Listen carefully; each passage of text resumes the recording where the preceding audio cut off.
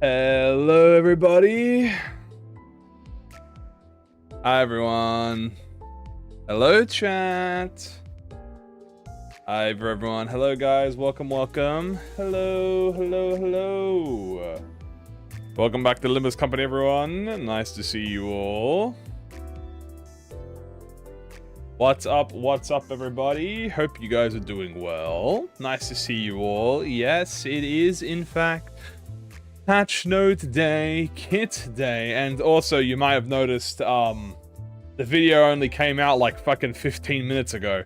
Bro, it's not my fault that the kits came out like an hour before we started, bro. I was like, oh my god. They came out super delayed. They were like an hour plus late. But that's alright. So some of you guys might not have even seen the video yet, which is fine because we'll be going over the ID's ego today. But if you want to see what my first reaction is, the video's there. Obviously you can watch that after the live stream. But we will be talking about the egos today and the ID, and I gotta say, guys, whew, it might be fire. Alright?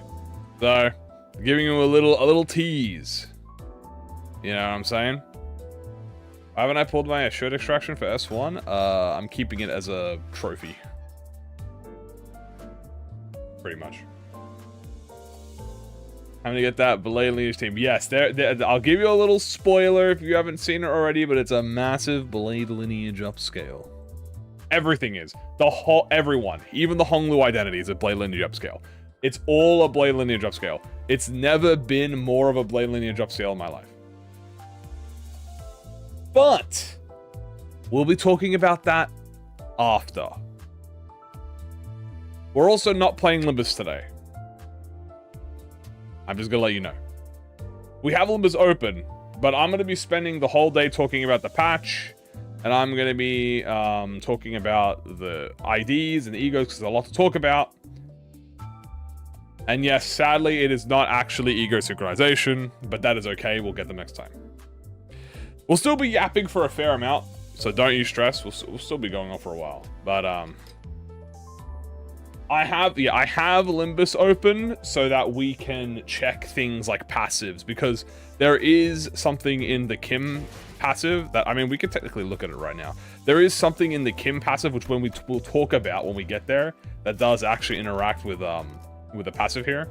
So we'll talk about that later, but for now we'll leave it on here. Work boredom, hell yeah. Back to Uma. Yeah, no more Uma now. Now we're Blade Lineage. Will these be worth if I'm new? Only Kano 6 and I don't have teams. Usually everything is worth if you're new. Now the thing is, you will be able to get the Honglu one for free. So even if you don't get the Ishmael and the Mersault, which it's an ego, right? It's highly recommended that you get the rewards to get the Honglu one, because the Honglu one's gonna be free. 8 PM in the Philippines? Nice. Hello. So, yes, guys, we will be talking about the IDs and egos, but first, let me show you guys that we will be talking about... where are they?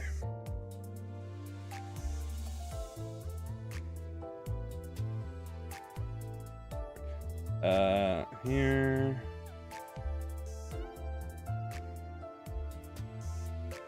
Yes, we're going to be going over the 9.5 Mnestic experience patch notes.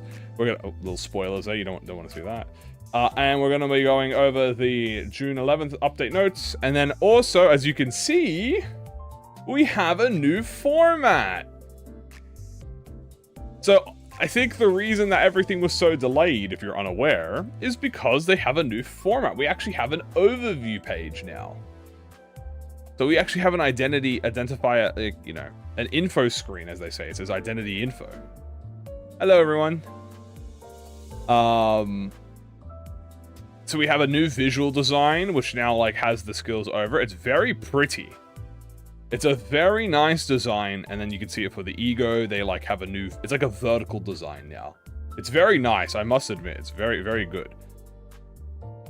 And as you can see here, here's the identity info for like Honglu, and you can see it all on one page. So technically Ishmael is a 2-page chat. She is 2-page. Also, I think this is an old Ishmael one. I don't remember. It got updated, but I don't actually recall. So we'll worry about that later. From horizontal to vertical. Yeah, it's very clean. I am a fan. Looks nice. Am I going to miss the old one? I will miss the old one. Because the old one just had that really rugged feel to it. But we'll talk about that later. First, we're gonna get some nice, calm music. Went from 3 coins to 4. Okay, I think mine's already updated then, because mine also has 4. Mine already had 4 coins. So, no, not here. Hold on. There we go. Her S3. Oh, her S3 did. Oh, so her S3 is a 4 coin. Damn, isn't that crazy? Let me see if I get. Hold on. Let me see if I can get the updated one.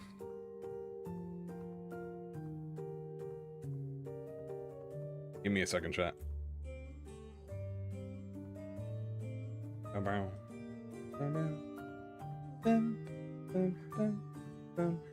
That's actually quite large that they added a new coin. Where did they talk about this? Did they actually post an updated one already, or is it just a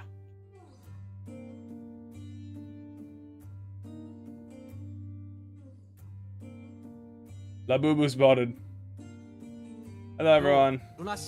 Quick question. You ever thought about doing a monthly stream where you try and cook one of the sinner's favorite dish? Yo, first of all, thank you so much for the support. I appreciate it. Second, quick question. Have I ever thought about doing a monthly stream where you try and cook one of the sinner's favorite dish? That does sound like a fire idea, and I kind of am instantly reminded of, what's the word? Tyler 1. I remember when Tyler 1, back in his reform era. Oh, the S32 was the wrong one? Oh, okay, word.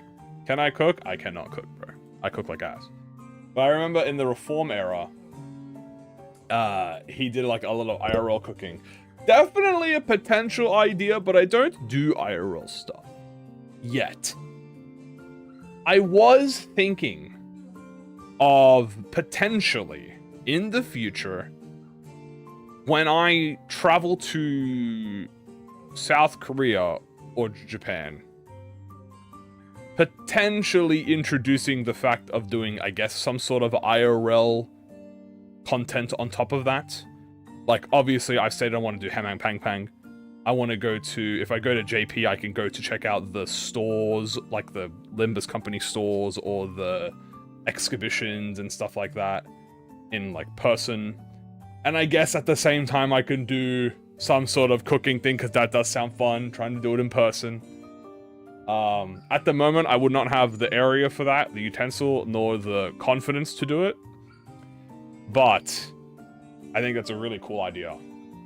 So if I do that transition, because it's a big transition to do that type of stuff. If I do that transition, I think that will be something I can do. So thank you, I appreciate it. Speaking of, it's time for us to talk about the badge notes. So everyone, what do we have here? Shall we get ready?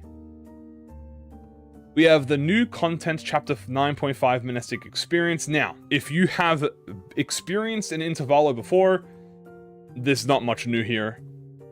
If not, listen well. First of all, dear manager, with the June 11th update, we will be adding the Intervallo. So obviously the Intervallo is this week, chat. The Intervallo itself will be lasting 2 weeks, but the rewards will be lasting an extra week on top of that. So you get 3 weeks of rewards, 2 weeks of content. You do have to clear 9.5 twinning threads, but you can access the rewards as early as the after the tutorial. During the event period, you can earn photos by clearing the Mnestic Experience event stages and the mirror dungeons. Obviously, we'll be doing that. We can do a variety of rewards. Now, the newest thing about this is a new content update Reflectrial Mnestic experience will be scheduled for the 18th, thus allowing managers to challenge the boss of, that is the Intervallo boss in a high difficulty. Now, we had this for the last update, which was Rufo. So for this one, I'll explain how this works. So this week, we get the Intervallo. Okay, this Thursday, we get Intervallo. Then next Thursday, so 1 week after, we get the Reflectrial. And the Reflectrial, I believe, lasts... I think it lasts 2 weeks? I believe it lasts 2 weeks. Something like that. Yeah, because it lasts as long as the thing. Anyway, so the Reflectrial comes out 1 week after. Right, so be on the lookout. We will be doing that on the day.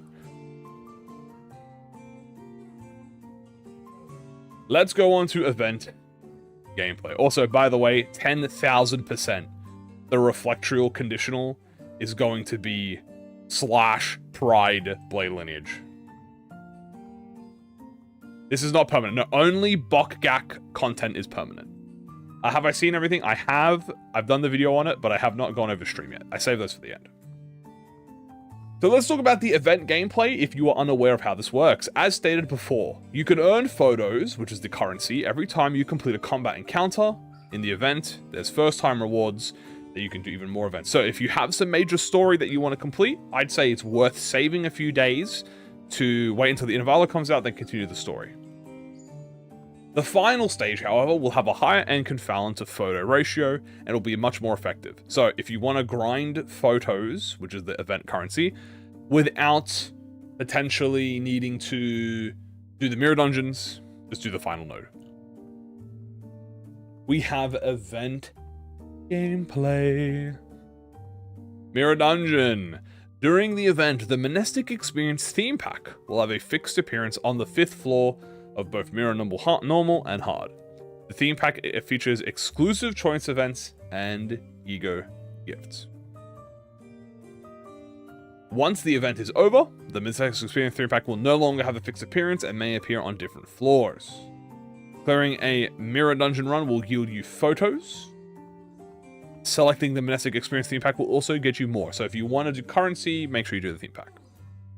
The theme pack on hard difficulty yields more event currency than normal. Weekly bonuses do not affect the amount of currency gained. That's all normal. Also, you cannot save a mirror dungeon run. You have to do a run after the event comes out. And some of them, the glaze the blade lineage. What can I say? No line 6? No line 6. Yeah, line 6 is going to be a little bit after.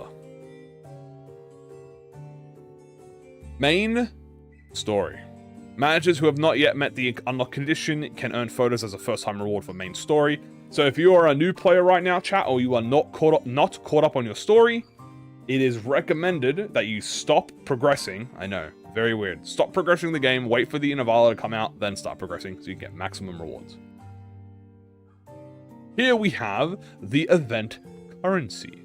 You can obtain the photos from first-time rewards, and there's also photo bundles. What in the fucking freaky fuck type shit is this? Ew? Is this gross? Why the fuck are there teeth and eyes? Ew. They're like hyper-realistic teeth and eyes, bro. That is disgusting. I'm gonna ignore that. We're gonna scroll down. Photo bundles, yeah. Yuck, bro. No, I'm not a real human. Like the game. The Mercer edit. It's all photos. So, I guess photo, if you don't know what these bundles are, they're a random chance to get more event currency. Is that his eye? It would be really funny if that's... I don't think it would be their real persons. Maybe it is. No, it's the Persona 6 trailer. True. Anyway, here are the event bonus units, chat. So no 60% for this one. But anyway, you can obtain more photos by completing event encounters or mirror dungeons with the equipped event bonus units. Now, the bonus units are as follows. We have the Shunokun Honglu, the LCD Osaya Ishmael, and the Shadow Vested Blade Singer Mersault. These are all 40%. The max cap is always 120, by the way. You don't need to run these in the fight, you just need to have them in your loadout. So these are all 40%. So if you have all three of them, you get 120. But as you can see, the Blade lineage are 20% bonuses, which we have Mersault, Mentor, Salsu Fao, Salsu Sang, Salsu Sinclair, Salsu Dawn, and Salsu Otis. So if you have all of the Blade lineage, I think, yeah, if you have 6 Blade lineage, chat, that's also 120%. So very easy, very simple. They cap at 120. Remember, you don't have to use them, you just have to have them in your team. Here we can see the event rewards. At the event exchange, you can spend photos. You have collectors who purchase various rewards. As you can see, Honglu is the free identity, which is 1,000, and it is a 3-star. I'm conflicted. Who do I run in a poise team? Now that Captain Ishmael or Solsu Ishmael? Great question. Guess it depends if you're doing a full Blade lineage comp or not. You know? And also it depends on how much Blade lineage you need, because the minimum Blade lineage members you need, chat, is 3 for Mersault. He needs 3 members, not including himself. So if the Ishmael's minimum is also like 3 or 4, then you might need like 4 or 5 Blade lineage might be like the peak. Anyway, as you can say, as I said, the rewards will be open for 3 weeks, right? And you can claim a bunch of rewards here, which is very nice. And that's it, obviously. So that's the TLDR of the Mnestic Experience patch notes. Again, these are very simple. I'll go over a quick TLDR. The event is open for 2 weeks. The Intervallo is up for 2 weeks. The Reflectorial will be out 1 week after the event comes out and lasts approximately, I think, 2 to 3 weeks. You earn photos by participating in the Mirror Dungeon and story nodes and combat nodes. There is going to be a fixed rate and new theme pack. And the event bonus units will obviously be 40% with 120% cap. 40% units are the main banners and the free ID. 20% are the Blade lineage. Earn rewards. Honglu is a free identity. You can earn a bunch of rewards at the reward exchange. And that's it. What's the next update after Intervallo? It should be Railway 2 Bokak. So that's second railway. Do I need Blade lineage to clear, or is Pinky enough? As I've said, you only need 3 Blade lineage units minimum to run Mersault. So Mersault has a bare minimum of 3 Blade lineage members to get his maximum amount of spread. So you have enough. Is there a correlation of a Pride Intervallo? I don't know. Will it be harder than Railway 6? I have a very strong feeling that it will not be harder than Railway 6. But I don't know. Now, that was the Mnestic experience, and now we're going to be moving on, chat, to the actual scheduled update. Thumb Duo, chat, is probably on Railway 2 Bokak. Kim, Ishmael, Faust. Yeah, I think Kim, Ishmael, Faust is probably going to be the best 3 to have. But I think Faust can be subbed out for Yi Sang or Don, depending on your poise situation. Now, we will be talking about the poise situation for Ishmael, because I don't think there is a situation for her. I mean, she kind of works exactly like Renclair does, but we'll talk about that later. Anyway, here is the June 11th update. We're going to move on to this. So, first things first, stabilization regarding issues occurring after the Unity version upgrade. We have completed our investigation onto the issues affecting certain mobile devices following the May 28th update and will be deployed on the June 11th. Okay, looks like mobile is finally getting resolved after so long, which was about 2 weeks. So, pretty long. Stabilization details. Fix an issue where the game would freeze or crash upon entering combat. We have confirmed that a post-processing error occurs on certain devices that do not support the R32_S float textures. In light of this, we have modified the logic code so that the post-processing effects will not be applied on devices that do not support the relevant texture. Okay, see, this is why they said turn off post-processing, by the way. Additional stabilization following the Unity upgrade. Additional system stabilization will be carried out on version 1.07.0 on June 11th. We have developed a fix to alleviate crashing issues and optimize resource-related processing so that managers may enjoy a more stable gameplay experience on mobile devices. However, due to unavoidable changes made to a certain resource, during this process, an additional resource download is required, as stabilized resources will be re-downloaded on each platform. We kindly ask managers to use Wi-Fi to ensure stable app installation and reduce data usage. So, Steam is approximately 2.8 gigabytes of this says re-download, by the way. So this is not extra, you have to re-download this. So you have to re-download 2.8 on Steam, you have to re-download 1.6 on Android, and 1.5 on iOS.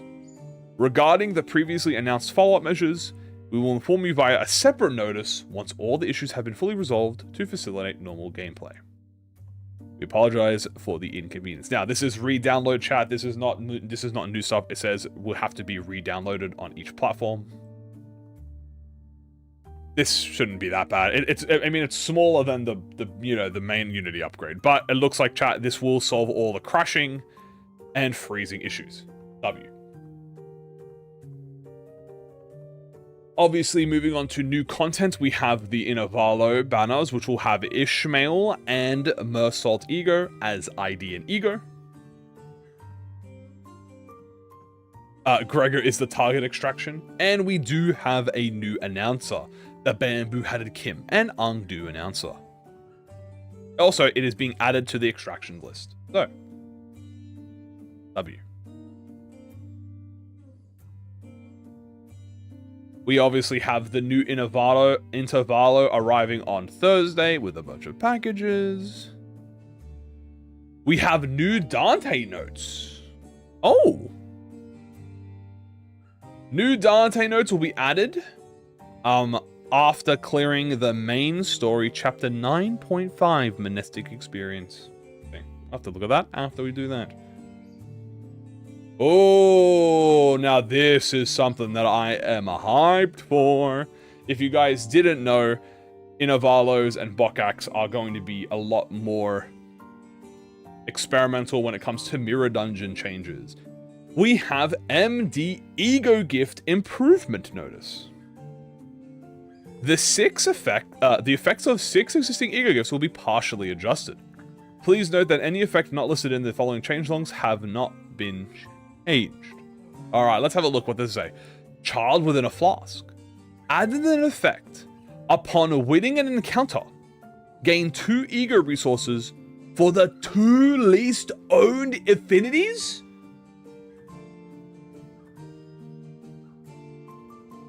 Alright, I don't know how to say this, but Faust has just got a massive upscale.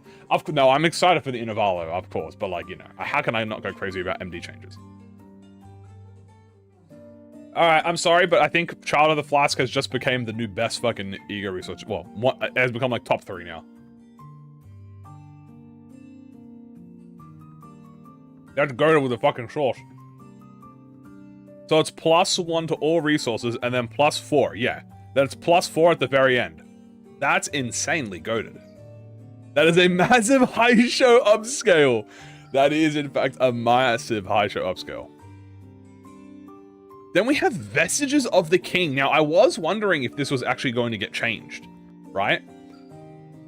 Because of the way this works. So before, chain battles starting from the 7th deployed Sinner. At the start of the same turn, it substitutes in they heal SP and gain 2 Clash power up. So how have they reworked this? After, if an identity has substituted in, the said identity heals 10 SP and gains 2 offense level up and 2 Clash power up. At the start of the same turn, it substitutes in. Okay, it just made them better. How's it a Faust upscale? Because Child in the Flask is typically referred to as Faust. So this is another high show upscale, by the way. Not only is this a massive high show upscale, this is actually insanely good in normal content now. Like this is unironically really good now. Like, it's even better than it was. Obviously, it's straight up better, because now it affects any substituting identity, not just from the 7th deployed. So another high show upscale, but this also upscales Z-Tune, it also upscales the Deviant, it also upscales fucking Full Stop Heathcliff. It also just upscales your extreme runs, by the way, because now if people die, you get offense up and clash power. So we take that. That is very, very good. Burning Fate. So this is the tier 4 burn. Changes. Max burn potency plus 30. Oh. I'm sorry. Burning Fate. Max. Hold up. Hold your horses. Okay, let's read this. Max burn plus 30. Okay. I'm listening. When Kim Ji-hoon speaks, I listen. By the way, if you don't know what the Burning Fate is, chat, this is the hard mode exclusive. This is the extreme mode exclusive tier 4 from the chicken. Well, not the chicken extreme. It's the tier 4 from extreme. So it has max change 30 potency. On the clash win against targets that have burn, activate burn on the target once, and reduce their burn count by 1 once per identity. On skill use, have I gone through the ID's egos? Not yet. On skill use against enemies that have burn, gain offense level equal to burn potency on the target. Max 8. No, the tier 4 is Searing Brass. This is the Searing Brass is the tier 4. This is the Bearers of Weight extreme pack. Yeah, this is the Doomsday Clock extreme. Huh. 8 wait, this is goated. 8 offense up, which is extremely high, by the way. That's almost 3 clash power up. So 8 offense up, 30 burn potency, and you get 7 burn activations. Extremely upscaled. Middle upscale too. But they changed the Searing Brass. Okay. Let's have a look at what this is, chat. Searing Brass. Removed. When activating burn, Wrath Resin multiplied by 10 chance to deal burn potency X count multiplied by 11, Wrath damage and reduce burn count by 1, 50% chance max activations once per turn. Okay, what have they done now? They have added a base enhancement stage. When an enemy takes burn damage, deal wrath damage equal to the burn potency wait, hold on. When an enemy takes burn damage, deal wrath damage equal to the burn potency skills that inflict burn potency or burn count or unique burn. Deal 20% damage. Oh. The effect added at the ++ enhancement stage will be removed. The new effect will be added at the base enhancement stage. Okay, so this chat, you got this when you ++'d it. So now it's when an enemy takes damage, deal wrath damage equal to the burn potency skills that inflict burn potency count or unique burn, and then deal 20% more damage. I mean, technically this. Okay, so let me explain to you why this is better. Because there's a lot of burn units that do not have Wrath Resin. Also, you're activating at a 50% chance. This is guaranteed. This is guaranteed Wrath damage, and also you deal bonus 20% damage. So technically, this is better in the long term. Yeah. Also, this is separate, right? Like this is gone now. Like this used to be an effect. They've removed it, and now this is just a bonus. So now what the bonus? In fact, hold on, chat. I have this open here. Hold on. I can just show you.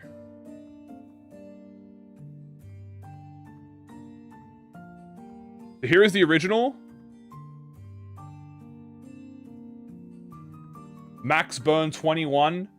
Triple the burn potency. When activating burn, 10% chance to deal this. So as you can see, this is the effect. You only get that effect at ++. As you can see here, right? This is the effect. So they're removing this. and instead making it so that it get the new effect here, which is the take burn damage, is now a base effect. So it's part of the base effect. So really nice. Honestly, I think it's better. That's way better. No more Gamba. Yeah, now it's just for free, pretty much, which is good. Soothe the Dead. Another burn upscale? Okay. Before. Turn start, inflict 3 burn count to all enemies, and randomly inflict 15 burn potency between all enemies, or all abnormality parts once per wave. After turn start, inflict 6 burn count on all enemies, and randomly inflict a total of 15 burn potency between all enemies. Holy shit, 3 burn count? That's insane. That's an insane amount of burn. That's for free? Oh, Soothe the Dead upscale, dude. Oh my god. Old Dopo robe. Alright, what are they doing to old Dopo robe, chat? Let us have a see, shall we? What are they gonna do to this? Added a mental Mersault exclusive effect. Cannot be staggered from damage. During this turn, this unit has equipped the Yield My Flesh skill. Oh my god. Alright, well now he just can't be staggered during it. Which is pretty good, because you could be staggered before, by the way, and it was a bit wild that it could happen. But they are reviving the Blade Lineage Mental Mersault identity. Go ahead, win the clash. Thumb Duo soon. Yeah, this is a Thumb Duo upscale, chat. Still be killed. Well, yeah, but the idea of him not being killed is that if you activate your passive, your pride passive, you don't get killed. Make it 48. Actually, chat, we'll talk about that because of a certain ego, you know. Not to spoil anything, but don't worry. They've sort of they've accounted for that. Yeah, you need 3 Blade Lineage identities to activate the effect. So that's the new ego gifts are being changed. So first of all, what do I think? Massive Child upscale. Honestly, W Vestige of the King upscale. Massive Burning Fate upscale. By the way, chat, this is plus 51. Most pointless buff? Actually, no. We literally did a Blade Lineage run, and in Extreme, you were not able to use Yield My Flesh if you had a stagger bar. Because if you used Yield My Flesh, you would get staggered.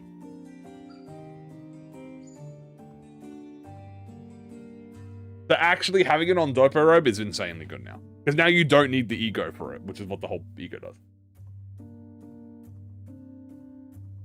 He does not have he has a passive.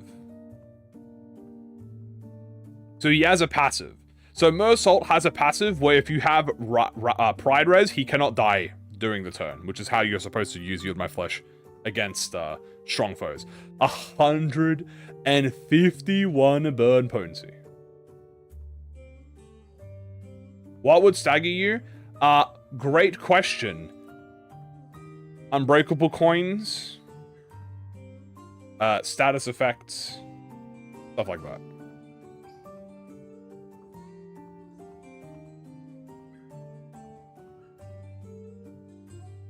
So, this is a massive upscale. This is honestly a massive upscale. This is a massive upscale. And then W Dopo Robe. So even more cannot be staggered. Yeah, it's once per encounter gets death immunity. But once you're in Mirror Dungeon, you're supposed to use, you know, the other immortal stuff. So massive upscale, chat. Massive upscale. What else is here? Oh my god, yes. New tags. Does this also mean new team buffs? New tags will be added into the content and other categories while under the edit team name UI. Excellent, director. Does this also come with new team? Does this also... Oh my god, what do we have here? We have Limbus Company, L Corp, H Corp, M Corp, R Corp, T Corp, W Corp. Oh my god, wait, they just have all the... Wait, they have everyone here. Wait, they literally have every faction. Wait, that's like... Please tell me this also comes with an extra 200 slots. I really hope this comes with an extra fucking 20 team slots, bro, because I need more of this. Oh, look, we got Walpurgis Night. Event, test. So you have Event, Walpurgis Night, Reflectorial. That's fucking awesome. We're getting the whole alphabet, chat. So that's the new tags. And then we have the sorting of the passive UI. On the left side of the battle screen will be improved. She mentioned, holy shit. It's a she Walpurgis, chat. So, fixed an issue where the passive UI sorting differed between battles with substituting units and those without. Combat passives will now be sorted by deployment order. Oh my god, yes, dude. That is such a minor quality of life, but I am already like relieved. Holy shit, okay. Passives will now be sorted in deployment order, regardless of whether the substituting units are present, while support passives will be sorted by substitution order. Okay. That's good. Who looks at combat passives? It is useful information to know instead of it being jumbled. Because it's just jumbled. Oh, they said by deployment order? No, they did not. It was not sorted by deployment order. Well, it was, but it's different when you it says specifically when you are substituting or not. When you substituted or retreated, it swapped the order around of everything. Now it doesn't do that. Pretty much just makes it cleaner to use. Can I give an example? I mean, how am I supposed... I can't give an example. It literally says combat passives will be sorted by deployment order, regardless of whether a substituting unit are present.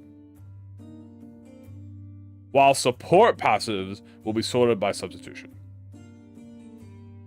So, very nice. You'll see it in gameplay, pretty much. I can't explain it to you, but you'll see it in gameplay.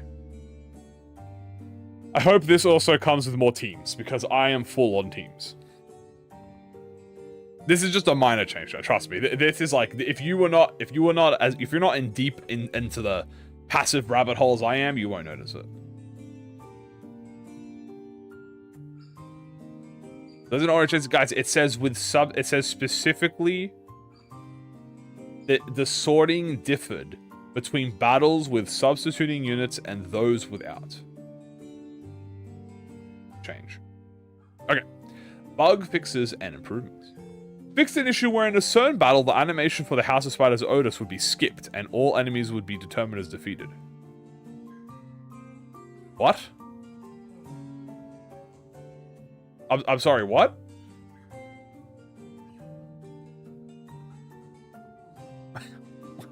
Huh?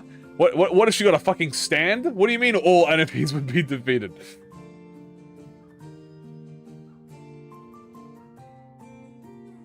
Aura. If you substitute units, there would be situations where they have to put a number in the off-field unit to indicate order. Now they'll just be ordered according to the number. Holy shit. A stun the power. The Otis. She aura farmed and they died. Fixed an issue where the effects of the Corpus Theater inflicted by the House of Spiders Honglu would only be activated via bleed inflicted by allies. Attacked without activating via bleed inflicted by enemies attacker. The issue occurred during the process of addressing the issues listed in the 28th, and will be fixed so that effect activates normally. Okay, we already spoke about that. Fixed an issue where the game would become unresponsive if Hornet, Mersault, support passive, activated, and ally is staggered during combat. Bro, what is it with fucking Hornet, Mersault, support passive? This thing is like the Kanto 6 of identities, bro. It is just always getting patched.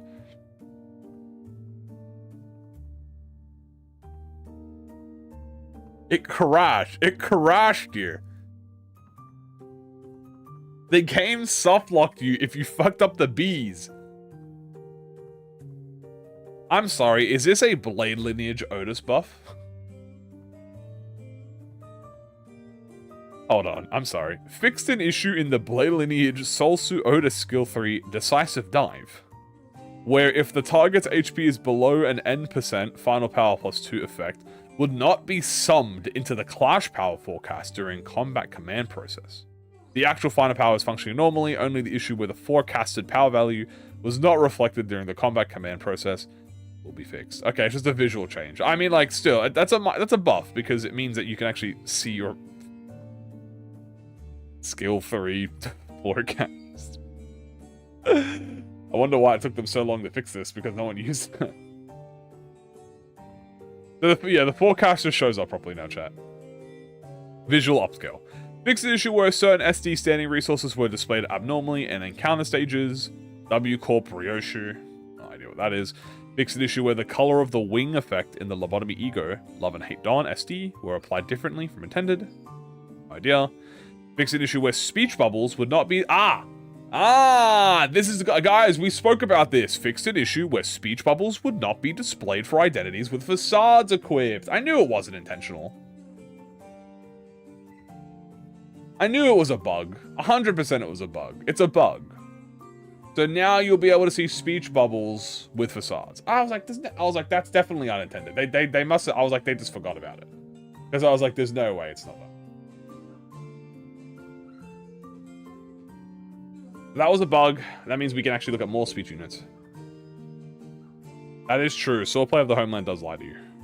The devs watch this feed. Facade upscale! Wait, what? Wait, fixed an issue where hidden theme packs in mirror dungeons would not appear? What do you mean? Whoa. Whoa. What do you mean by that? What do you mean the hidden theme packs in the mirror dungeon were not appearing? How? Wait, was chicken just not appearing? When was the last time someone got BE?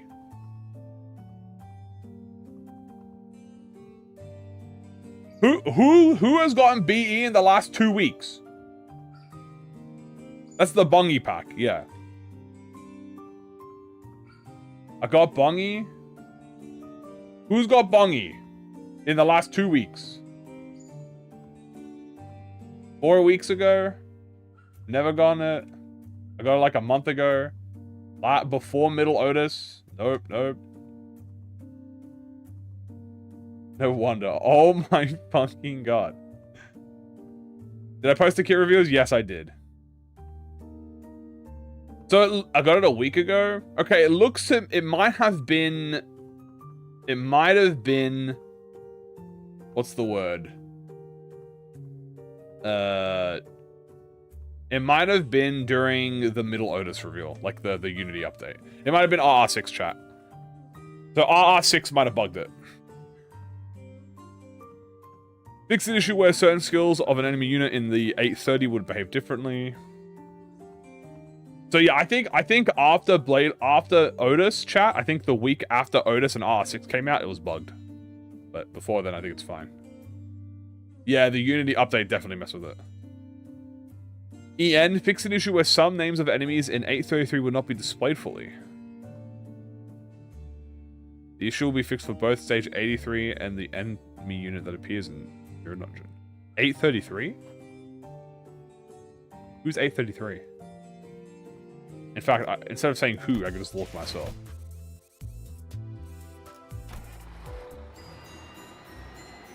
Is that Dulcinea? No. Oh, no, it's... Wait, that's 833, not 733. What am I fucking on about? Is that Jimu?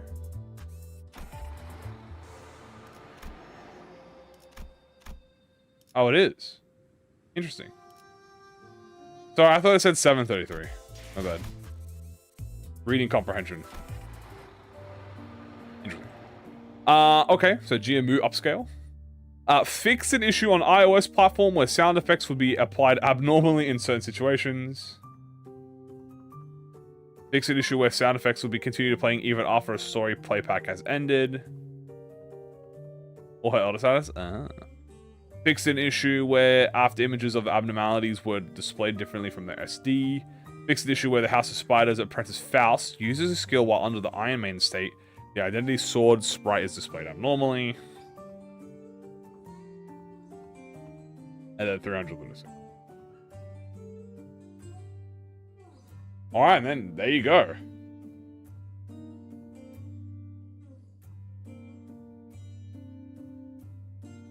It's literally error. Alright, well, it seems they're fixing the mobile. It seems that mobile issues have finally been fixed, chat. Yo, Lunasi, only 300, of course. Or a lot of stuff, but potential more. So, let's go over a quick TLDR on these patch notes before we get to the main event. Faust plans faster with the hill instead of the blade. That is quite funny. Alright, so a quick TLDR of the patch notes before we move on to the identity and the ego. So, first things first, the Unity version upgrade mobile is fully getting fixed on Thursday, the patch day. No, Railway 6, no Railway 6. Railway 6 pack's not here for a while. The Railway doesn't get a pack until a good chunk later. So, first things first, the Unity upgrade, the mobile freezing and crashing and stabilizations will be officially done on this patch. Hopefully you shouldn't have any more issues. Everyone will have to re-download parts of the game, including off mobile and on mobile. Obviously, the new Intervallo will also be dropping alongside the 2 identities and ego. There's also a new announcer. There are 6 ego gifts that have been buffed. Child Within a Flask, Vestige of the King, Burning Fate, Searing Brass, Soothe the Dead, Old Dopo Robe. We now have new tags added to the team list loadout that appears to show pretty much every team that exists in the game, including new content as well. And there has been a fix to the passives when it comes to substitution and retreats. Lots of bug fixes, some that include specifically mobile issues that have been fixed, as well as SD and name changes.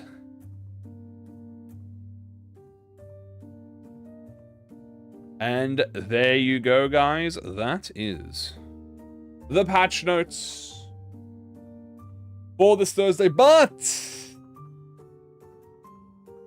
we are not done. No, we are not done, because now we're moving on to talk about the identities. And I feel like if we're going to talk about the Blade Lineage identities, we need a little bit of Blade Lineage ambiance. So, let's begin, shall we? First things first, guys, there are 2 identities and 1 ego being released in this update. We have 2 banners and 1 event.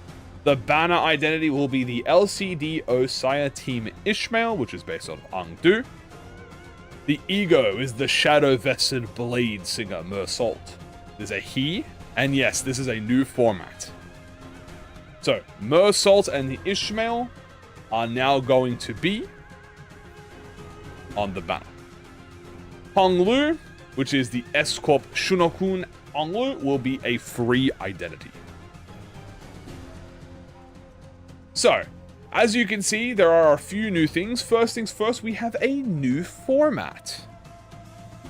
So the new format now includes a identity info page, which shows you skills and defensives and passives and all that stuff, alongside a fresh image of the Uptide 3 art. And also the nameplates have been buffed as well. Also, funnily enough, I think this season is the wrong color, but ignore that. So, as you can see, here is the identity info. Ishmael has 3 skills, a Wrath, Gloom, and Pride skill. She has 2 defensives, a Pride Wrath, and a Gloom block. She also has 2 -2s, a skill 2-2 and a 3-2. It is not a Clash Bill of 8. No, no, no. And we will discuss what is happening. The event will be on for 2 weeks. And the rewards will be open for 3 weeks. So, here we have the first page, by the way. This is the identity skills that will display all of the skills. As you can see, this is all in one page, nice and neat. We have a passive here, which will show the identity passives. So we have identity skills, we have identity passives. Very nice, TBH with you. Now, let's have a read of what this does.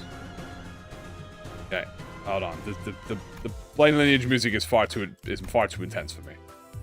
Wait, we're gonna need to nerf the Blade Lineage theme a little bit.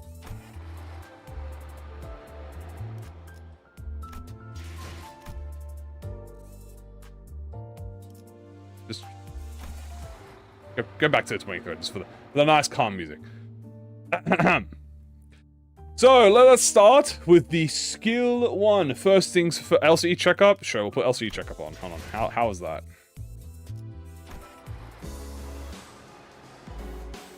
Yeah, you know what? Yeah, sure, why not?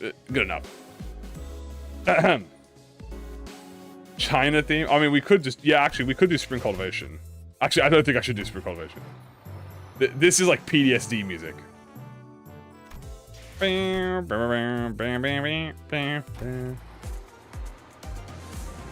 No, we just exited Hongwan. We can't go back to Hongwan again. You know, I'll just keep this... I'll just keep the normal... I'll just keep the normal this music. Sorry. Starting off, LCD Ishmael is a poise bleed identity. She has a rat skill 1 with 2 coins and is mono slash. It begins rending arts. On use. At X poise, gain coin power. Gain clash power for every X bleed on the target. At X haste, gain clash power. On use, gain poise count. Attack end. If this unit has haste, gain Mook Workshop Yi. Stance 2, blade draw. Thrust force, Dokaibi fire. Her first coin on hit gains poise potency. The second coin on hit gains poise, inflicts bleed, and on hit, if this unit has the Dokaibi arm and has an X amount of haste, you will reuse the coin. This is in fact a roll on upscale, guys, another Mook Workshop upscale. So, this is a 2 coin that turns into a 3 coin if you have haste, and this Dokaibi arm, which we'll figure out what it does later. She also has this unique effect called the Mook Workshop Yi that she gains. It is Poison Bleed.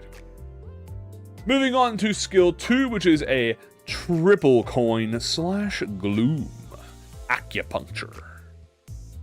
On use at X poise, gain coin power. On use, gain clash power for every X bleed on the target. At X haste, gain clash power. On use, gain poise count. Attack end. Gain Mook Workshop Yi for every X haste on self. First coin. On hit, gain poise, and on hit, inflict bleed. Second coin, gain poise, inflict bleed. Third coin, inflict bleed count. On hit, if this unit has the Dokaibi arm and X amount of haste, reuse the coin. And on crit, gain haste next turn. So as you can see, this is a 3 coin turn 4 coin, and yes, that's right, she is a haste modifier. She actually is a haste unit. This is unlike the Sync Association, except for South Dawn. The Sync and typically just use speed difference, but they do gain haste. South Sync Dawn, however, actually uses haste. So this is literally using the haste buff. And also we have 2 reuses, so we have a reuse on her S1 and a reuse on her S2. She gains haste on crits, which is very nice. Also, she inflicts more bleed count on the reuse coin. This one she inflicts more potency and gains more poise. So 2 coin that turns into a 3 coin, 3 coin that turns into a 4 coin. Then we have the Lucent Rippling Flame. Mobile Limbus is fixed. Mobile Limbus is fixed. That is correct. So, now we have the skill 3 chat, which is a triple coin, 3 coin Paride / Lucent Rippling Flame. This is actually a 4 coin skill now.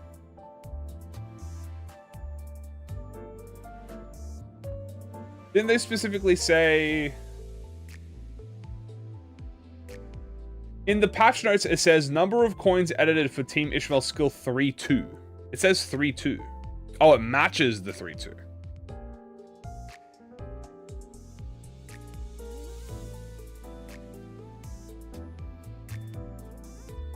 Hold on, it doesn't show updated on the, it's not updated on the thing though, which is very strange. It is updated? Hold on, I'm looking at it, but I don't see the updated version.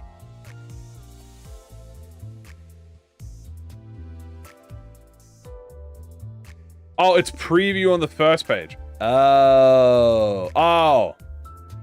This got updated. Yeah. Okay, don't worry about this. The preview is wrong here. This was 3 coins, but this is correct. So as you can see, this says 3 coins, but it's actually supposed to be 4 coins. And as you can see, this is 4 coins over here. So, what is Lucent Rippling Flame? Deal more damage on critical hits for every poise on self. On use, gain final power for every haste on self. Gain coin power for every poise on self plus bleed on the target. At X Mook Workshop year, convert all coins into unbreakable coins. On use, gain poise. On use, gain haste next turn. Attack and gain the Mook Workshop buff for every haste on self. The first coin on hit gains poise count.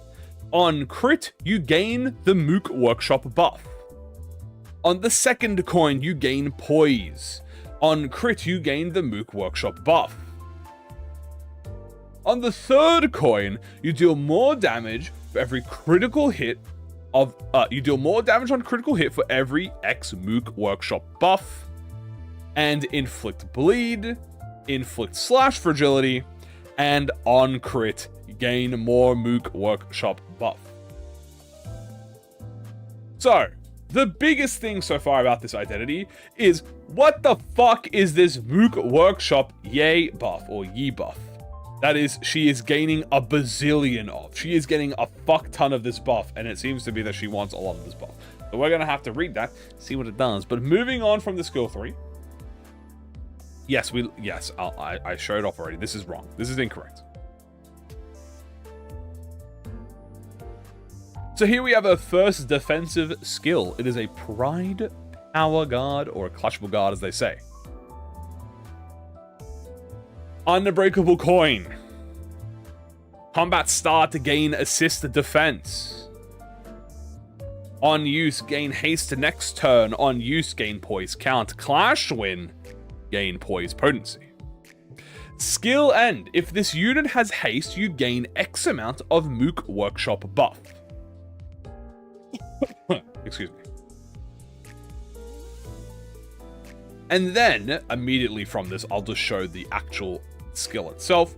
Here is the Defense 2, the actual exclusive skill. The exclusive skill is Observing the Stones on the board. It is a Gloom Flashable Guard. Unbreakable.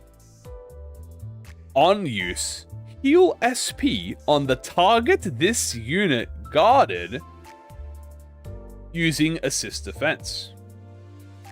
And then on use, gain poise. So this is very interesting. She actually gives SP to the person she's guarding. So honestly, really useful to use early on. So no poise burn, don't worry. Poise burn will return in Avengers Endgame. No Clutchable Guy has a regular coin. So, really interesting because you can give SP. Welcome back, Malfowl. Mersault has a Malfaust now. Exactly. So really cool that you can heal your unit. Most likely they'll play a lineage team member. But let's go and show off her 2 other skills. Fishmail. Here is her skill 2-2. A very familiar skill. To claim their bones. This is a 2-coin pride / unbreakable.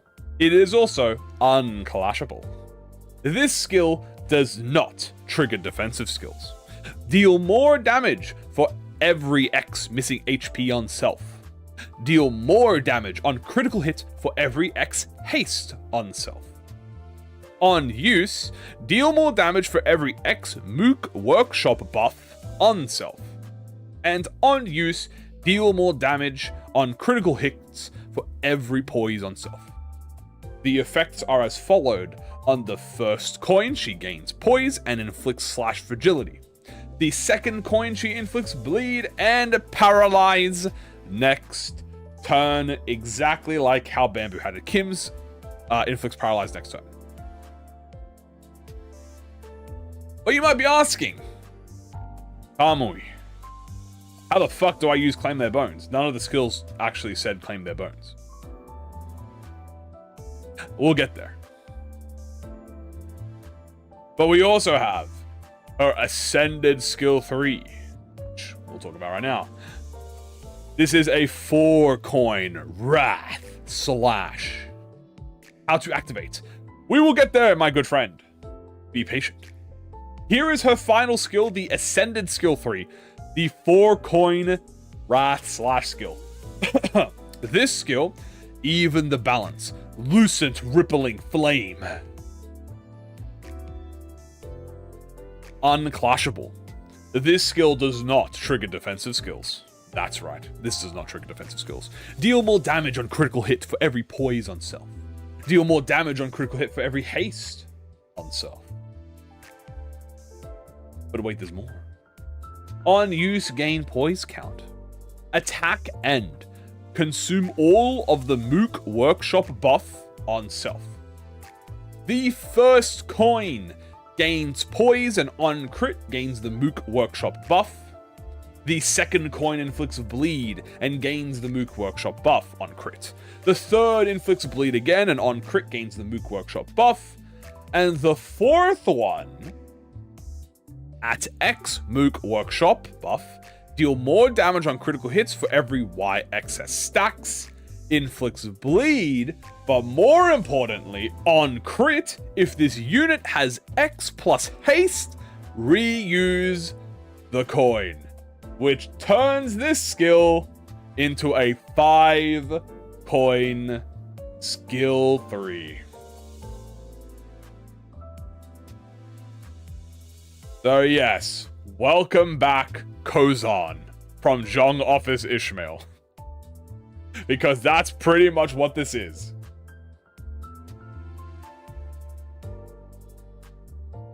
We will also figure out what this Mook Workshop buff does.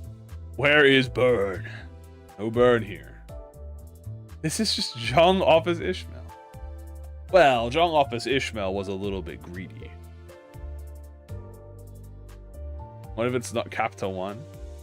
Maybe it's infinitely capped. Who knows? Next. That is it. But you also might be asking, excuse me, this skill 3 doesn't have a skill 3 conditional. How do I activate the skill 3 too? Yield My Flesh doesn't have an activation conditional. How do I use my skills? I want to use Yield My Flesh. I want to use even the balance, Lucid Rippling Flame. I will tell you. Because we are now moving on to the passives. As you can see, here is the new format for the passive page. It is very nice, very pretty, very organized. I'm a big fan of this. So let's read, shall we? Her first out of 3 passives. She has 3 passives. Her first passive, which is Demon Fire Spine Cleaver. On base attack, skill end. If this unit has X plus Mook Workshop buff, activate Even the Balance Lucent Rippling Flame. On defense, skill Clash lose. If this unit has X amount of haste, this unit cannot be staggered, taking damage, until the defensive skill ends, and activates to claim their bones after being hit, excluding for stagger. So, the first part works pretty much exactly like how Ryoshu does, guys. Labushu.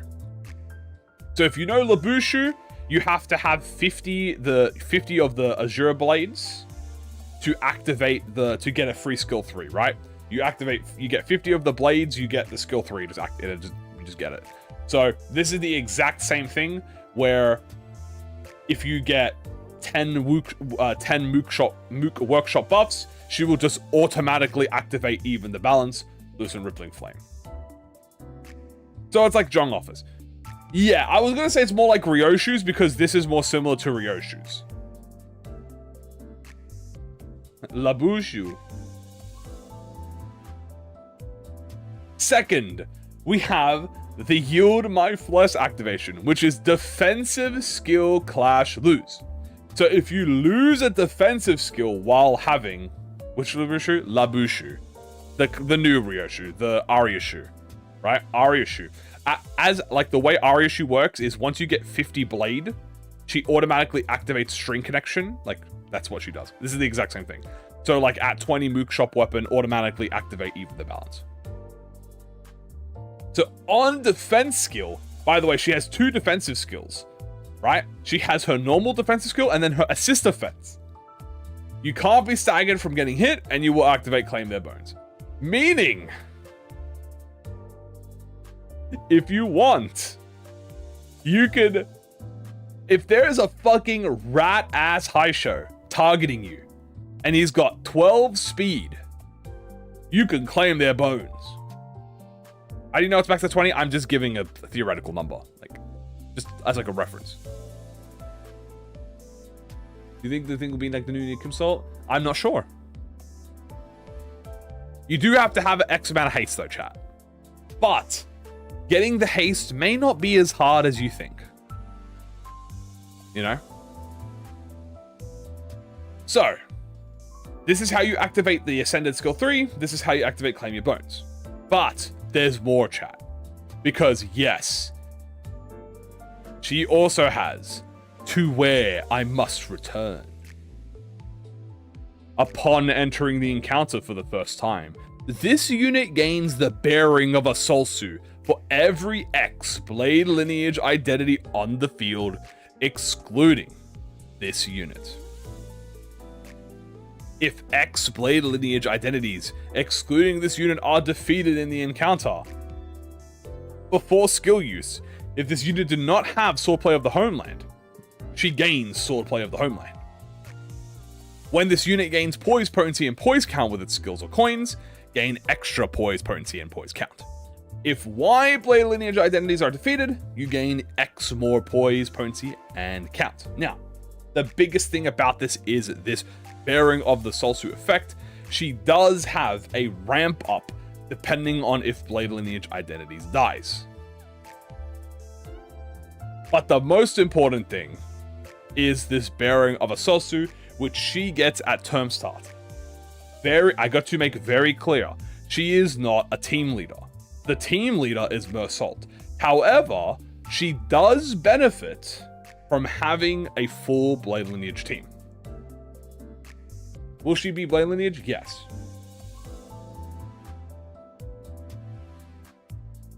Alright, but she is not a team leader. She does not make your team better. Kind of. And I say kind of for a reason. We'll get to that. Okay? The reason I say kinda is because of the next passive. Limbus Company Specialized Custom Prosthetic Prototype Mark V, the Dokaibi Arms. as you can see, combat start. Gain Dokaibi arm and heal X amount of SP for allied blade lineage identities excluding this unit. So remember how I said she's not a team leader? I wasn't completely honest with you. She's not a team leader, but she does heal their SP.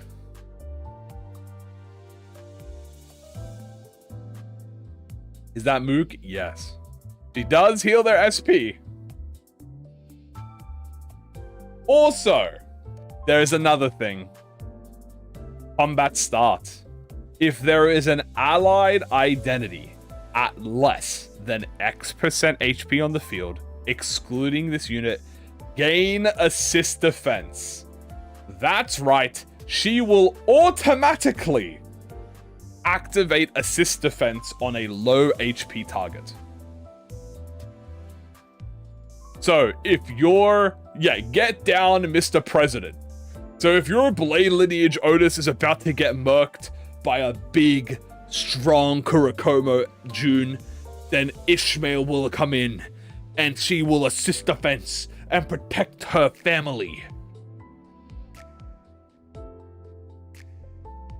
Also, skill end. Gain Mook Workshop E for every poise potency on self. So, as you can see, you gain the Mook Workshop buff for every poise on yourself. This is why I said, by the way, it's very much like how Ryoshu works. It's kind of like how Renclair works. Ryoshu works is for every blade trail on the target, she gets a Moon Azure blade. With Renclair, he gets the Azure blade for every extra poise he has on himself. So, that's how she gets more Mook on her own, besides critting. So, how does this passive work? She heals SP. First of all, she gains this Dokaibi arm and heals SP to Blade Lineage allies. She also will protect Blade Lineage allies if they are low on HP. And she gains the Mook Workshop buff. No, Blood Blue's awesome. That's for Faust.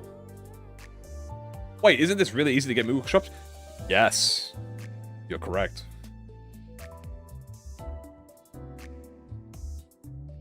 Now we move on to the support passive, which is honestly a pretty good support passive in its own. This is cut down what must be felled. It is a support passive. The ally with the fastest speed deals more damage with slash skills. If the ally has haste, you deal additional damage. Honestly, pretty decent support passive. Very simple. I'm not sure if it'll be a res or anything. I doubt it. Doesn't really feel like a res passive. Probably more like an owned passive.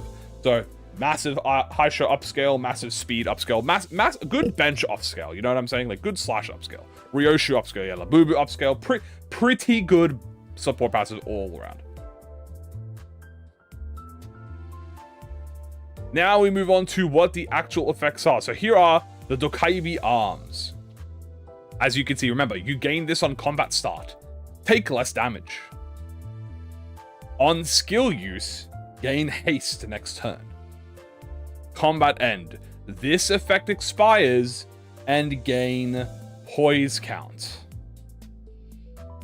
Very important. You get this per combat start. Right here.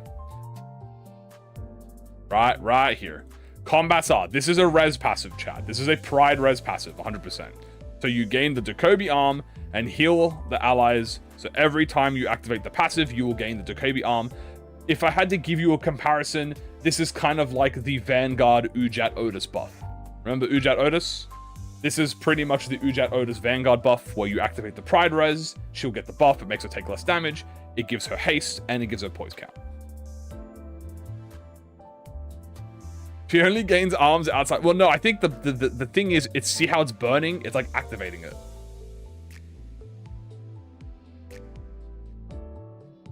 Next, we have Bearing of a Soul Suit, and look at how evil and wicked my Ishmael looks. Look at how intimidating she's trying to be. But she just looks so adorable trying to look wicked. So here is the Bearing of a Soul Suit buff. Remember, she gets this for every Blade Lineage identity on the field. This is the buff that she gets, okay? Gain offense level for every X stack. On attack, hit with a skill, gain poise. And then lose a stack when an allied identity is defeated. So, Kagura Baki pose, it unironically is. So, remember, the max that this can be, by the way, is 6, because it's excluding herself, right? So, this might be like 3, it might be like 6 offense level, or 2, or like 3 offense level. She gains free poise points. Yeah, this is permanent. This doesn't go down unless they die. And the max is 6, because there's only 6 blade lineage identities, right? So, you get poise potency, you get offense level, and it's free. It's free, pretty much. Very nice. Then we actually can see the Mook Workshop buff here. So, Mook Workshop, the Ye stance 2 blade draw thrust force Dokai B fire. So, can gain up to X stacks per turn. This is most likely 5 or 10, depending on how many. Assumedly, it's probably going to be like maybe 15 per turn. I think Ryoshu was... Ryoshu also has like 15 or 20 per turn. Slash base attack skills will deal more damage for every X stack. Here is the big one, chat. Defensive skills will lose clash power for every stack. And turn end, 25, thank you. And turn end, gain haste next turn for every stack. So, big.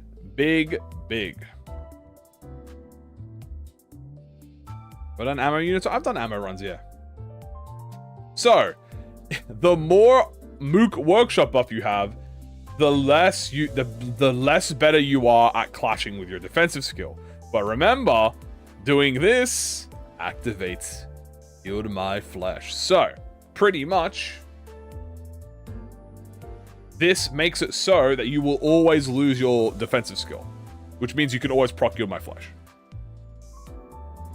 And also you get permanent haste at the end of every turn, which means that you're always going to be activating haste conditionals, which means you're always going to be reusing, you're always going to be doing a lot of damage, you're always going to be getting those haste conditionals, which also can activate Yield My Flesh. Built-in Dopa Robe. Yeah, built-in old Dopa Robe. This is to ensure that she loses and gets a Yield My Flesh. You also could theoretically activate it multiple times per turn. We don't know how many times you can activate it. It doesn't say that there's a limit to it. You might be able to get 2 Yield My Fleshes per turn. And that's Ishmael, chat. Honestly, I think she looks very interesting, very fun. I don't think she looks, I know some people said it looks like she has like a count problem, but I mean, like, I really doubt it considering that she gains poise count on combat start. So... But she does have a lot of on-use poise count, no, like, on-hit poise count. She only has poise count. But also, you need to remember, this is not accounting for Swordplay of the Homeland. Yeah, this is an insanely good utility unit. By the way, reminder, this is not counting Swordplay of the Homeland, which is you are, I assumedly, expected to use this. So, Swordplay of the Homeland... right? Because he gives the buff to everyone, right? Apply to all other buffs and all other units, right? Swordplay of the Homeland. You gain coin power and more damage. So imagine all of this on top of that. And also, this is also the penetrating and the rending. This is also including, by the way, when this unit gains poise, potency, and count, give the poise potency to other blade lineage members. If there are 6 blade lineage members, give 2 potency and 2 count instead. So he is always going to be giving a bazillion count to the blade lineage. This includes Ishmael. She's going to be fine.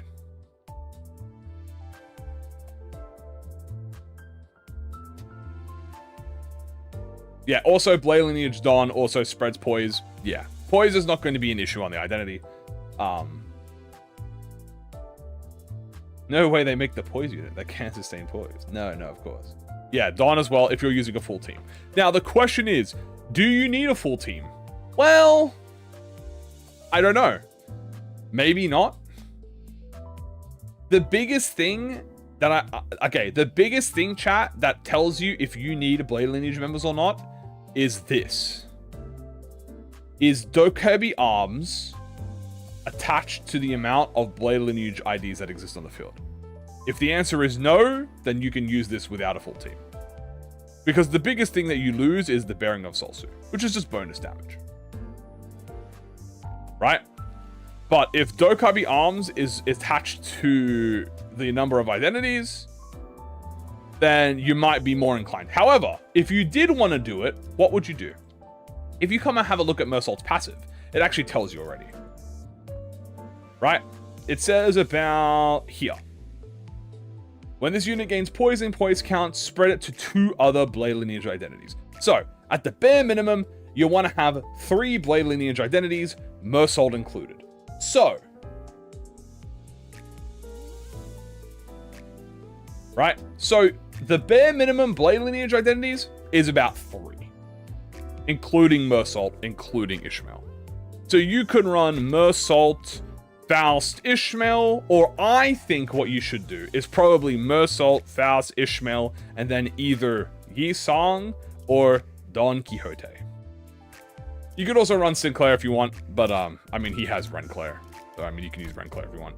But I'm talking about minimum burn. I think Faust will be valuable for this team because she also has the Red Bloom Blossom. It is going to be very valuable. And yeah, she is a support identity as well. Also, she'll get buffed. We'll talk about that later. But yeah, if you need more poise, Dawn also has a really good support passive as well. And also, she does spread poise on her identity as well. But yes, at the bare minimum, I do think getting Mersault, Ishmael, and Faust is probably going to be the top 3 Blade Lineage identities. If you don't want to bring Faust, you can bring Sang, so he gets those strong attacks. But, you know, he is kind of older now and a little bit outdated.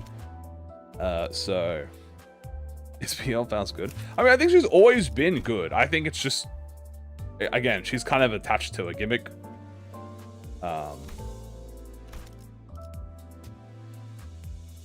Yeah. Doesn't the passive exclude herself? Yeah, but I'm talking about Kim.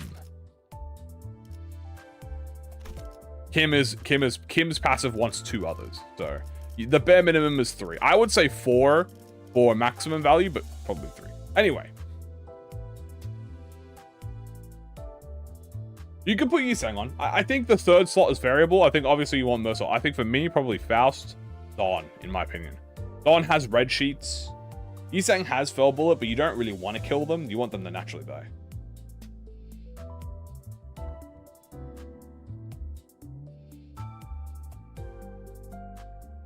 So, that is the Ishmael identity. Very nice. I'm honestly very interested to see it. I think it's going to be very cool. I'm very excited for the skill, skill through 2. I'm excited to see how many times you can trigger Yield My Flesh to claim their bones.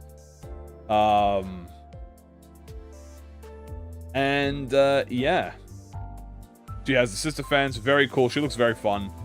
No burn, which is a slight downscale, but she does have Genos arms, and that is a pretty big upscale. So, yeah, I was about to say Thorkagia Faust exists, which kind of brings you a good reason to bring her in the team.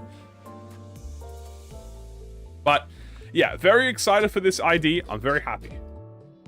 But speaking of Blade Lineage upscales,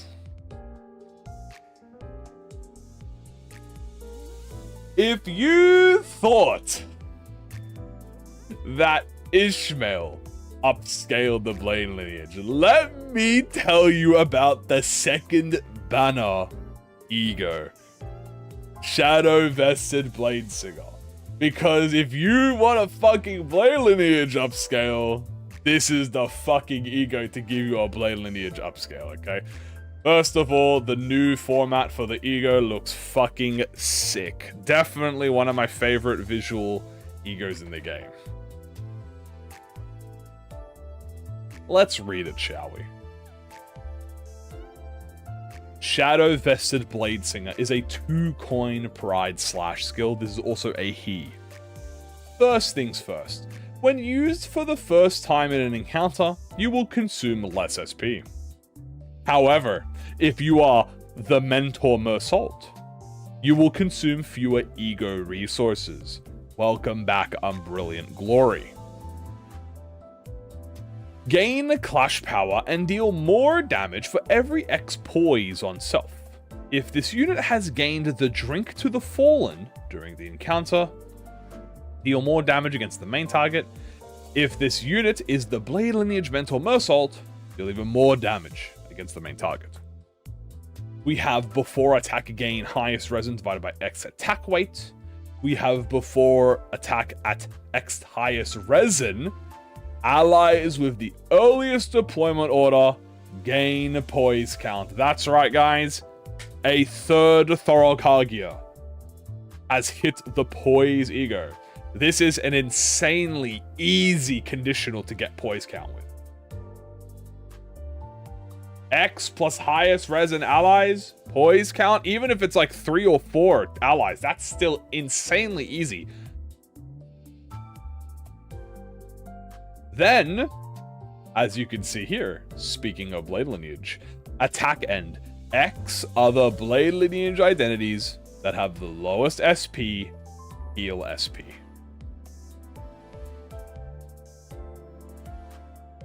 Attack end, gain drink to the fallen next turn. The first coin inflicts bleed, the second is bleed count. So, give allies poise, heal the blade lineage allies, and gain this drink to the fallen buff. We don't know what that does yet, but we will see. So, one thing's first, it is less SP to consume. If you're Mersault who uses fewer resources, he gives poise count to his team, and he heals SP. Did I release my one already? Yes, I did. It came out around the same time because it was very delayed, but I did.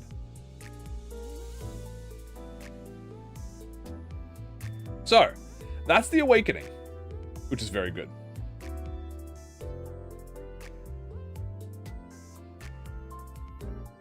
Let's have a look at the Corrosion. The Corrosion is a 4-coin unbreakable. Indiscriminate target, randomly. We have gain clash power and deal more damage for every poise on self. We have if this unit has gained drink to the fallen. During this encounter, deal more damage against the main target. Blade lineage mental Mersault deals even more damage. Can he transform? Well, yes. You'll see what he does here. Before attack, lose base power for every cracked coin, which means that this is a minus coin. Before attack, this is the big one, by the way. This is a Harmony reference, by the way. Before attack, all enemies and allies gain poise count, slash damage up, and slash fragility. All enemies and allies. Yes, you will get poise count. Yes, you will get poise count. And yes, even you will get poise count. And slash damage up and slash fragility. So, if you're not getting hit and hitting the enemy, kinda go to with the source, I'm not gonna lie. Harmony does that? Well, Harmony has like it's kind of like this, a similar effect to the Harmony, is why I said that. Also, attack end X of the other blade lineage allies have the lowest SP heal SP. So, yeah. And attack end gain drink to the fallen next turn. The first coin on crit, the final coin gains final power, inflicts bleed. The second coin on crit gains final power on the final coin, inflicts bleed. Third coin, final coin gains final power on crit, inflict bleed. Fourth coin, bleed count. How much attack weight? We don't know. Probably, I think it was like 3 or 4 on the teaser. So those were the Awakening skills. Very simple, obviously, and TLDR, a massive buff. But hold on. Because if you thought that was the end of the Blade Lineage Glaze, allow me to take you to the passive. First things first. Bear beads of liquor at blade point. Come down here. You will see always active Blade Lineage Mental Mersault exclusive. On hit with a base skill, inflict bleed on the target. This identity counts as an identity that applies bleed and poise. This identity's base skills count as skills that inflict bleed and poise. They turned him into a bleed poise identity. They turned him blois. They turned him blois. Now, you might be asking, wait, what do you mean? Doesn't he already inflict bleed? On yield my flesh on to yield my flesh he does, like to claim my bones. However, claim their bones is a defensive skill, not a base skill. This opens up so many possibilities, guys. So yes, Bamboo had a Kim. So this is always active, by the way. So if you have the ego, even if you don't use the ego, if you just have it equipped, you will always inflict a bleed and you will be counted as a bleed poise. This is amazing for passives. This is amazing for ego gifts. This is amazing for egos in general, mirror dungeon, story mode, pretty much all benefit. Also, you can now activate the blade lineage. I think you can do 5/5 now with blade lineage. You have Faust, Mersault, Sinclair, and Faust, Mersault, Sinclair, Ishmael. That's 4, I think. You can be bleed. Only 4. 4 out of the 7. Or 4 out of the 6. But you can take off Otis and just put on, like... Yeah.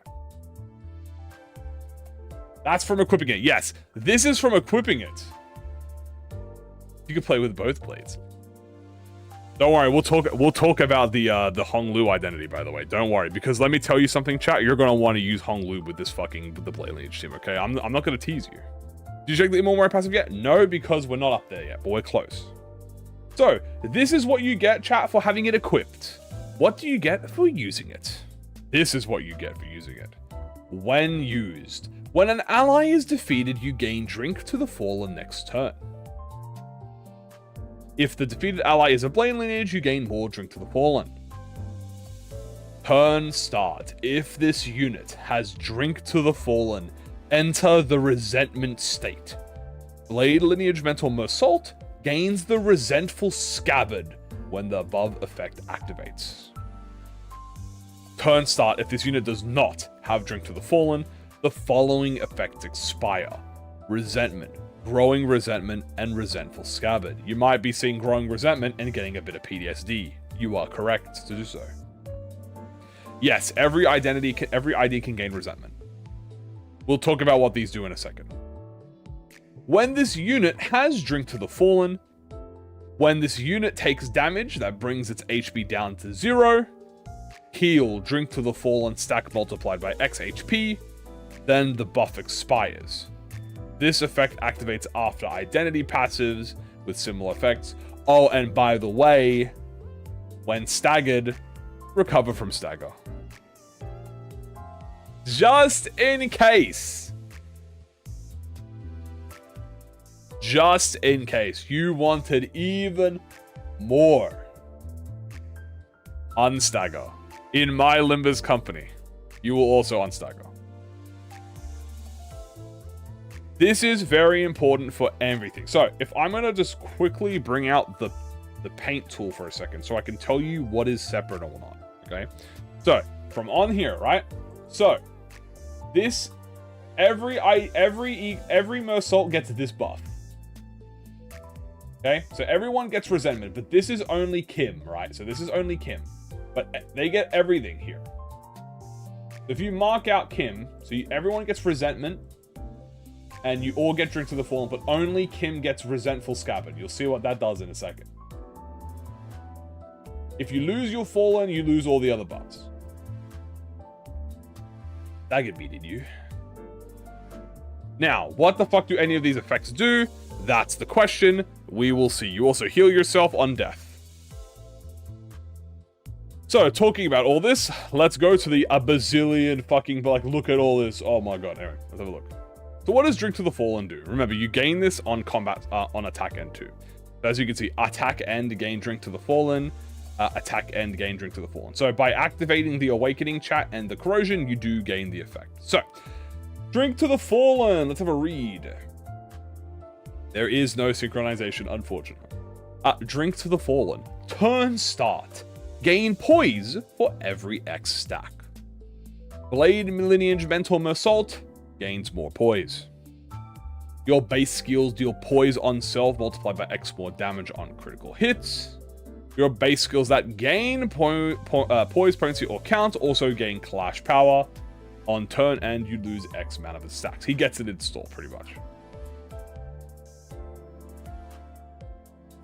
Yeah, this is also a Sync Assault, obviously upscale.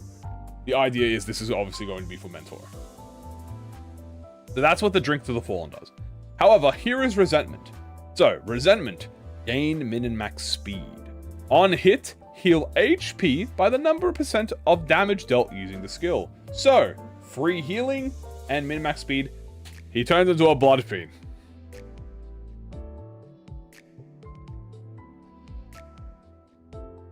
So, yeah. Bro becomes a Blood Fiend. He starts healing on skills. He gains min max speed. Now, this is all the stuff that you gain as a non-poison identity, as a non-mentor missile identity. However, if your name is Mentor Mersault, this is what you also get. So you get Resentment Chat, and you also gain Resentful Scabbard. When an ally, including this unit, takes HP damage, gain Growing Resentment equal to the damage taken. You might be getting PTSD from this because this is how the bamboo-hatted Kim fight goes. In Memoriam passive now ignores conditionals and activates at max potential. What the fuck is the In Memoriam passive, you might be asking? Great question. Welcome to the In Memoriam passive for Mentor Assault. When 3 or more Blade Lineage allies are defeated, gaining Poise or Poise count, gain 1 more. When 5 or more Blade Lineage are defeated, gain 2 Poise and Poise count instead. Combat starter applies Swordplay of the Homeland to himself. So, when you activate the Resentful Scabbard, right, which you get from gaining Resentment, this passive now activates at 100%, meaning you gain Swordplay of the Homeland and you gain 2 Poise and Poise count every skill. Does it activate? No, this just activates it. So this passive activates fully. So when you are in the transformed state, the Resentful Scabbard, this just 100% activates. Then, but wait, there's more. When activating a Pride Resin, apply Sword of the Homeland, the True Essence, on all allies other than this unit. By the way, yes, it does say max potential, which is quite funny. But as you can see, he also has another Sword of the Homeland buff, the True Essence. This is my true self. Anyway, unrelated. Or actually potentially related. He also has more, by the way. Relentless Scabbard. On using Yield My Flesh until the skill ends. This damage does not reduce this unit's HP below X. And lose Poise on self divided by X, Clash Power, rounded down. On using Claim Their Bones, gain Poise. So yes, he nerfs himself in his Yield My Flesh state. Also, you don't even need to activate his passive. He literally cannot die. So, he loses Clash Power on his skill 3, which is good so you can activate Claim Your Bones, and he literally cannot be killed during the Yield My Flesh. You can now use it in Extreme, pretty much. It's like a massive Extreme buff. And more story notes. Go on, win the Clash. But hold on. That's right. We haven't talked about the other buffs yet. First of all, Growing Resentment. As you can see, to claim their bones, gain stack divided by X, final power. On hit, using the final coin of either Yield My Flesh or Claim Their Bones, deal stack multiplied by X percentage damage, then expire. So, he gets the literal same buff that he gets in the story mode, where he gets final power on his Claim His Bones and he deals percent damage with Yield My Flesh and Claim Their Bones. Please do not reach your full potential. But hold on, because we're not done yet, because he still buffs the entire team. What does Sword of the Homeland True Essence do? Well, base attack skills gain final power, plus the number of Blade Lineage allies on the field, divided by X rounded down. If this unit is a Blade Lineage Solsu, very specific here, base skills gain final power and deal the X divided by number of coins as % damage. Also, gain haste next turn when this effect expires. So, all allies gain final power equal to the number of Blade Lineage allies divided by X. And if you are a Blade Lineage ally, you gain more final power and deal damage. Aren't they a Solsu? Fun fact, chat. They're all Solsus.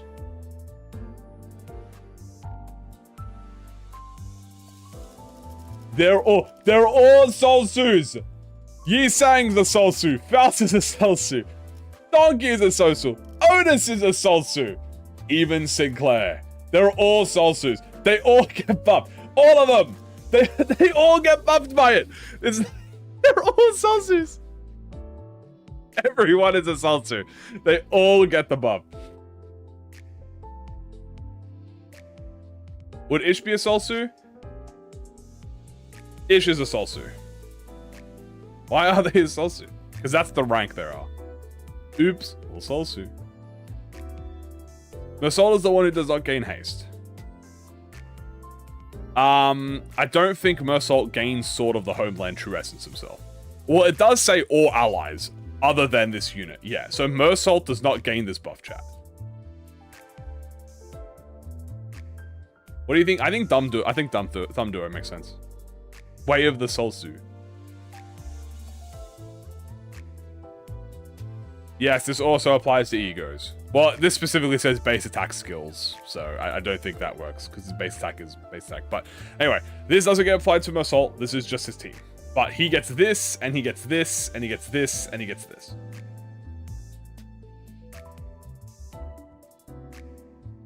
And, there you go. That's the Blade Lineage Mentor Mersault ego. Do you even need a BL team? Can't you put him in a House of Spiders team? Arishu kills allies, Kimsol gets drinks, he activates his BL team without passive. Yeah. Yeah, you can do that. If you don't care about the Blade Lineage specific effects, yeah. You get a drink to the Fallen with House of Spiders. It's any ally. Obviously, if it's a Blade Lineage, you get more. But yeah. If you don't care about buffing the Blade Lineage team, he just buffs himself, like, insanely hard. So. Thoughts on egos that give double status? I think that's cool. Okay, here's the thing. I think it makes sense for Bamboo-Hatted Mentor Mersault. I don't know what other identity would benefit from this. Like, if you told me what identity probably should have counted as a double status from the get-go, but just the way that it was coded because of the error, Mentor Mersault was the one. Because he has bleed on the attack, but it's a defensive skill, so it doesn't count, and code, it was the first time. Because you gotta remember, Mentor Mersault was the first character to get an extra skill, by the way. So he was the experimental character, right? So he was the experimental, which means that obviously he's still great, but it didn't work. It wasn't exactly how they do it now. Nowadays, it makes sense, right? So if you tell me, yeah, this makes him a bleed, I go, that makes sense. It feels like he was how it's supposed to be. Is he going to be blows without the ease and ego? Yeah, you just have to have it equipped. You do not have to use the attack. You just have to have it in your slot, and you'll be counted.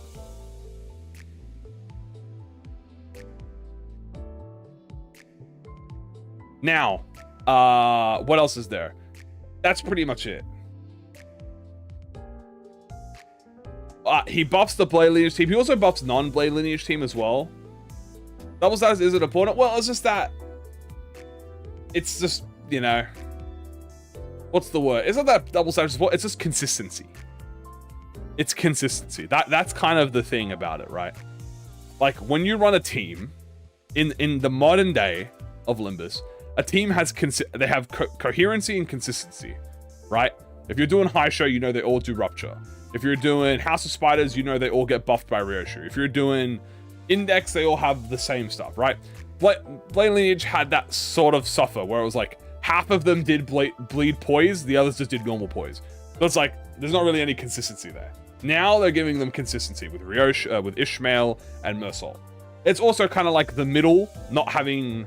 You know, originally they were bleed, and now they're getting bleed burn added to it, so they can be more consistent. It's kind of like that.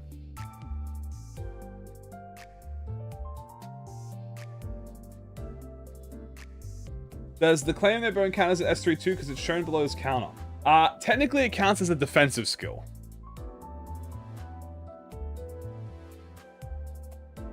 Will they do another Shadow Vested Blade Singer Ego? I'm not sure. I assume this is the only one of its kind.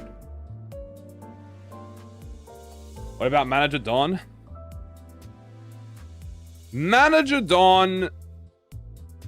I don't mind that she's full bleed. I do think Blood Fiends could have been all bleed Rupture.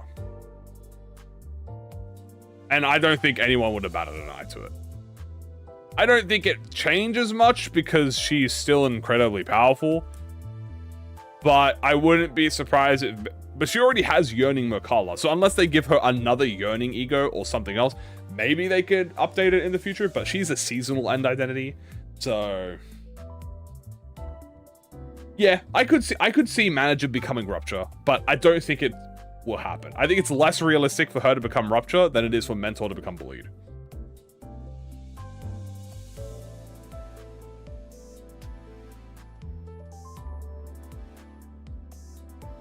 So, Nosferatu? Maybe.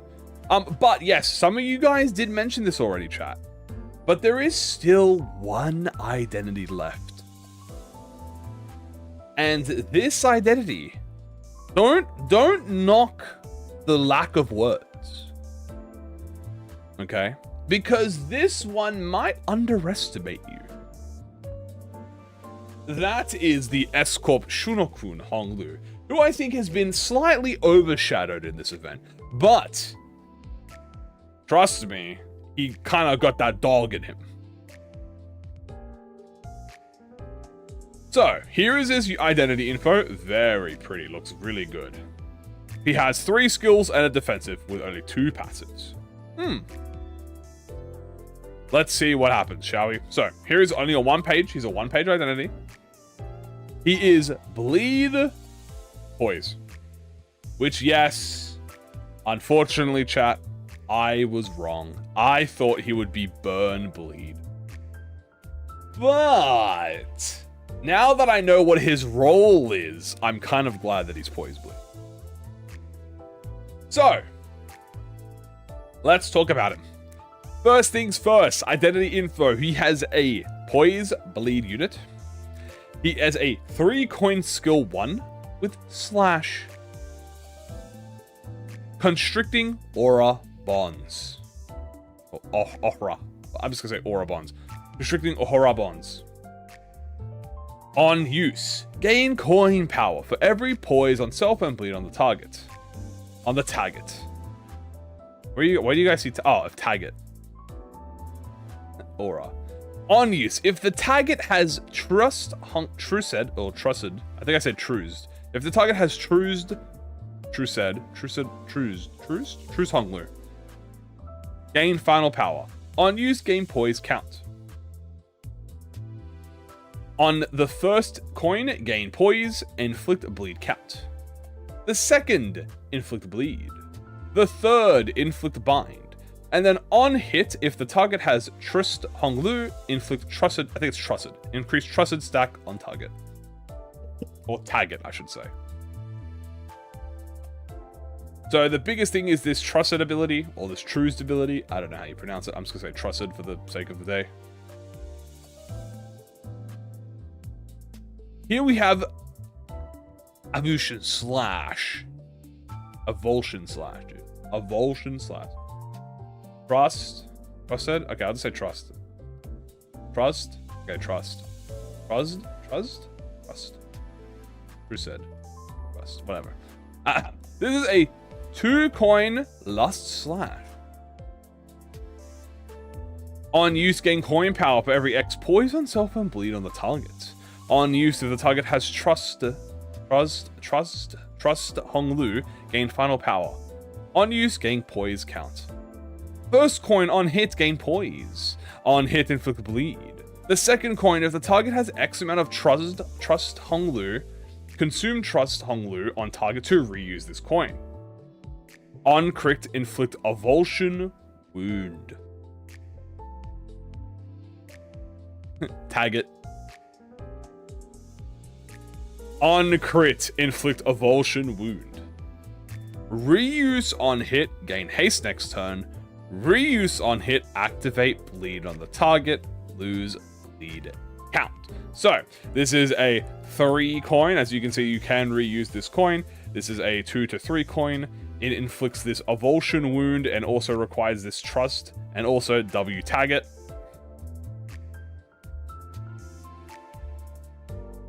Always bleed sinking? Maybe. You have to think about it. Maybe might be a bit hard. You might have to have some people die. So this is a 2 to 3 coin potentially. Tag it. This is the 15 sinner, and we need to see more of this Trust ability. Now we move on to the skill 3, a 4-coin Pride Slash. On use, gain coin power for every X poise on self and bleed on the target. On use, if the target has a Avulsion Wound, you deal more damage. On use, if the target has Trust Hong Lu, convert all coins in this skill to Unbreakables. Gain final power, and the final coin applies the following on hit. Inflicts bleed count and attack power down next turn. Gain poise count, and on use, gain poise. Poise and poise count. Now, what does this do? Inflict bind next turn on the first coin. On hit, if the target does not have Trust Hong Lu, inflict Trust Hong Lu. Second coin, inflict bleed count. Third, inflict bleed. And the fourth coin deals more damage on critical hit, inflicts bleed, inflicts Avulsion Wound, on crit inflicts more Avulsion Wound, and on crit inflicts Pride Fragility. It also inflicts bleed count and attack power down next turn. So this Hong Lu identity, as you can see, is a very big debuffer. He is a debuffer identity. He is he is not a main character identity. He is really, really important to kind of nerf the enemy, bind this Avulsion Wound, Pride Fragility, activate bleed on them. All of that stuff, bleed count. Now, support identity, yeah, debuffer support, but there's more. So first things first, he has a clashable counter, throwing the Aura Bond. Unbreakable coin, at X poise on self and on bleed on target, gain clash power, gain poise on use. Clash win gains poise count. Unbreakable coin, inflict Trust Hong Lu, and inflict the bleed. So this is the one that inflicts Trust, so you can inflict it on whatever you want. Now, why is it important for this Trust? You will see here his first passive, which is the Chunakun. If a target has Trust Hong Lu, gain prisoner transport arrangements. Now here's the big one, guys. When chaining skills, if there is an enemy this unit has inflicted Trust Hong Lu, then this unit can redirect that enemy's attack skills targeting to itself, regardless of speed. So, when inflicting someone with this buff, you can redirect attacks to them, which is very cool. That's unique. You have to maintain the buff though. We'll talk about that in a second. But that is cool. You get a little Hohenheim Gregor 2.0 action, or a Zwei Ishmael action. But let's talk about the second passive. As you can see, the second passive, which is scoring the Hunter Band. If this unit's speed is faster than the target's, you deal speed difference multiplied by X damage. If the target has Trust Hong Lu, double the above damage instead. And this is a very interesting combat start passive. Combat start, deal more damage for every ally that has a slash pride skill equipped this turn. No, we don't have a speed range shown. So, very specific conditional that may result to a certain S-Corp faction. I feel so Chinese right now. But wait, there's more, because this isn't even the biggest part of the buff. First of all, support passive is actually pretty good. This is a very good support passive. Spiteful Pursuit. When one ally with the earliest deployment order attacks an enemy that has bind, deal more damage. Really nice. No problem here. You know, just more damage, more on bind. Bind's pretty common. Could probably work on a few people. I'm not sure it'll be, I doubt it'll be res, but who knows. Now, have a look at the buff. I feel so Korean. So here is the trust effect. It does a lot more than you thought it did. First of all, lose min and max speed. That's really fucking good. Take more pride damage. That's really good. However, expires when the inflictor retreats, is killed, or inflicts it on a different target. Replaced when trussed by another target. So, you can only have one enemy trussed at a time, chat. Lose the stack if the inflictor did not hit at this unit this turn. So, this identity holds down one fucking person, right? It holds them down, that one part, and then you just beat the shit out of them. But the moment you inflict something else, it goes to a different target. So this is a very, very boss-centric, like single enemy boss-centric identity.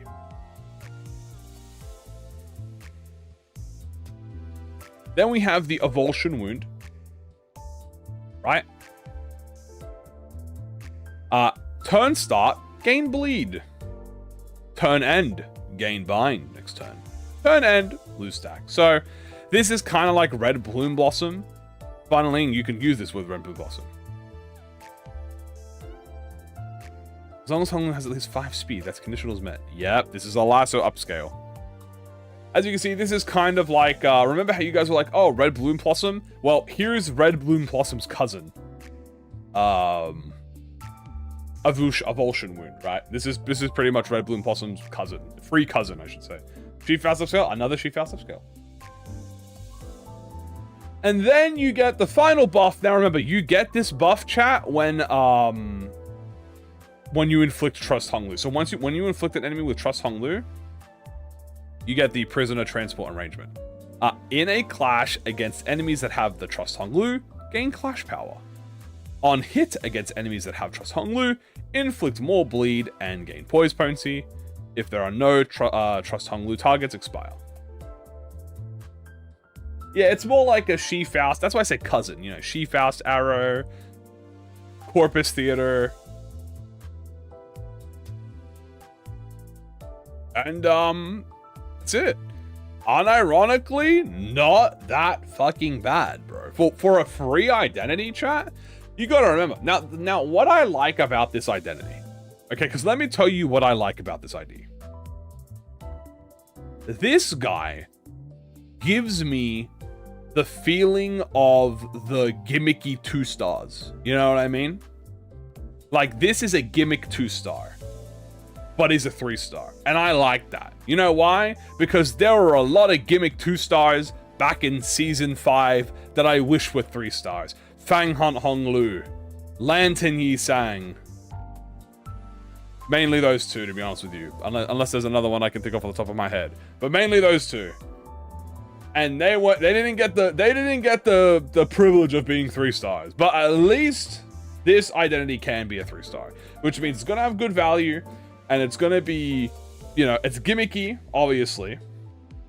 But I think it's a cool niche gimmick, you know? A lot of slash skills, pride skills, that's pretty varied. You know, it's kind of like a hold them down and jump you attack. He's not so. I know. Like Lantern, don't get me wrong. Lantern is still viable, but he is restricted by the fact that he's not a 3-star. You know. Like a 3-star on paper? No, no, no. 3-star as in the value of their coins and how easy their gimmick is.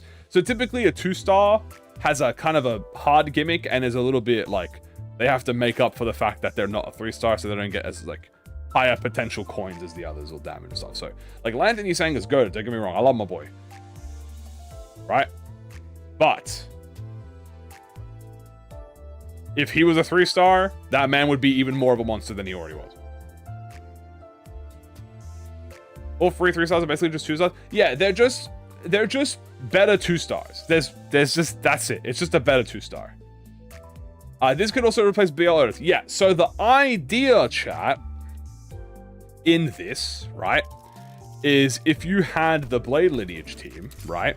Like, let's just put in the Blade Lineage team real quick. Like, you have 1, you have 2, you have 3, you have 4, then you have 5, which is Ishmael. Let's just put Captain here, right? And then you have Otis, right? So you have Sinclair.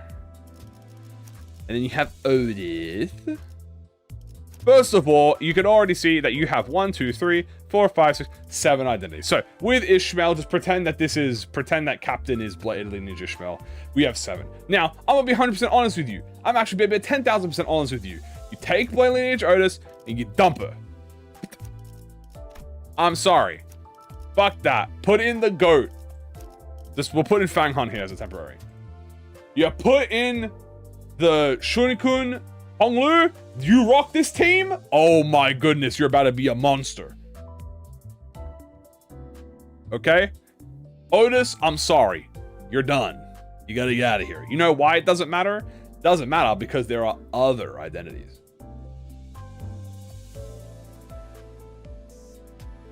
Or you could kill Otis with Yi Sang. I mean, I don't even think you can, by the way, because I think she's actually tanky as fuck. Yeah, she's actually tanky as fuck, so I mean, I actually don't think you can kill her. I'm pretty sure, yeah, Faust has 226, Bill has 231. Yeah, Sinclair has more HP, so you're not gonna be able to kill her. But that's what I'm saying, dude. Also, as you can see here, by the way, what does it say here? If 6 or more allied participating in this encounter, 2 poise potency, that includes himself, by the way. So, 6 or more Blade Lineage allies participating, that includes himself. 1, 2, 3, 4, 5, 6. So yes, you are still getting the maximum buff for Mersault, and you're getting the maximum power of debuffing. Now, you might lose out on something for Lotus, like the Ishmael, but, and the reason I say but, okay, is a lot of these team buff gimmicks that give you multiple things, like for example, let's use like the ring identities as an example, right? So you can have 6 ring identities, right? Like we all know this, you can have 6 ring identities on the field, right? So if you put in all the ring identities, you go ring, ring, ring, ring, ring, ring,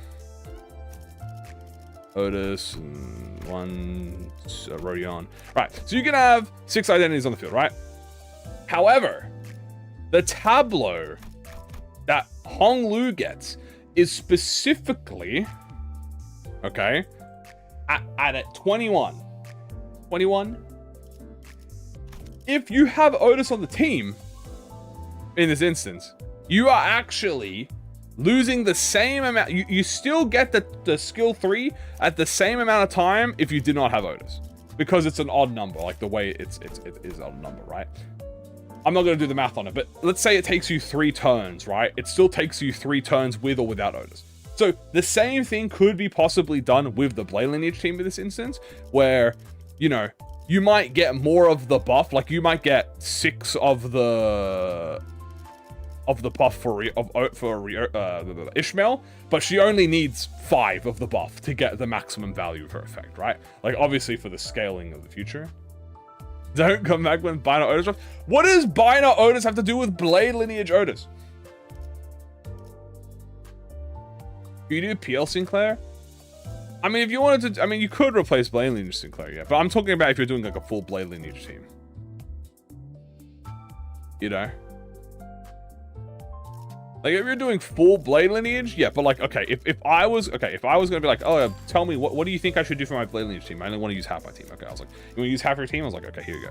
You go Ishmael, I think you go blade lineage, Ishmael, I think you go Faust. Right, I do think Faust is valuable in this. Then I think you go Renclair. You could then rock the rest of the blade lineage if you want. I think you go Honglu. So you go 1, 2, 3, 4, 5. Right, you got 5 identities. You have 1, 2, 3 blade lineage units. You can just keep it at 3 blade lineage units if you want. You could put 2 more, but you don't get more value for that unless you want to buff Ishmael.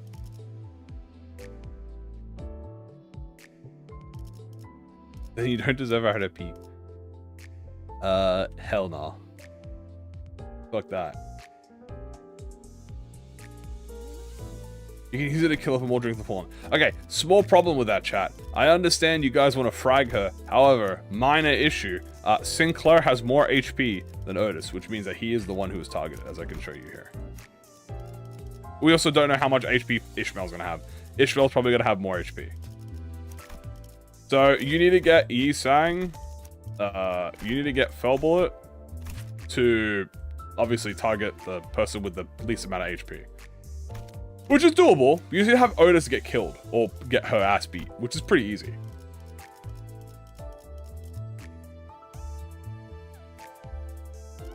So, I mean, if you want to, you know, build that up, that's possible, right? You can frag it for more of the buff. You know, depending on how valuable you think that is, or you could just sub them at the beginning. It would be double keyword compatible.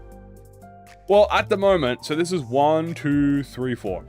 If you include blade lineage Sinclair, yes, chat.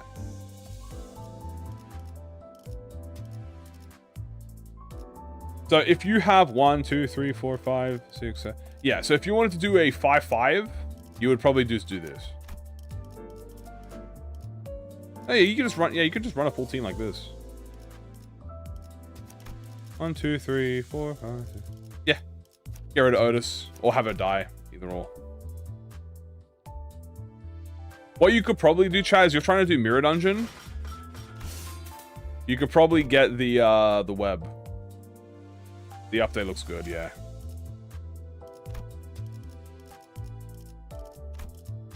If you want to kill Otis, chat, you can just get the spider thread. And you'll gain 1 offense level up.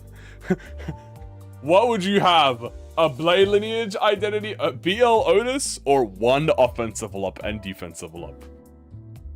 I'm just saying. One offense level up is 3% damage, or a blade lineage Otis. So, potential if you want to do it that way. 1 offense up.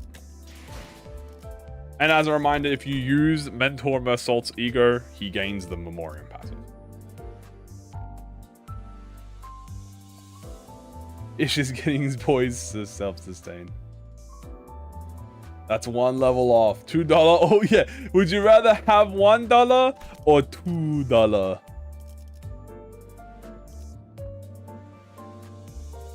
The greatest things.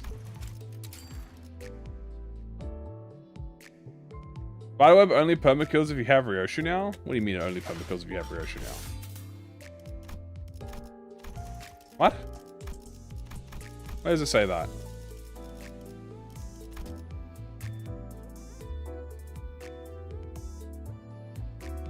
Oh yeah. If Blade of Aspira's Ryoshu is in the loadout, any defeated allies excluding them will not be revived during the encounter. Well, that's easy, chat. Just put Ryoshu in the team.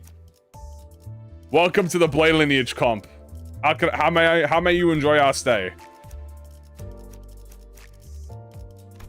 Here you go. Here you go. Look, I've solved your issue, chat. Here you go. This is just imagine that's Captain.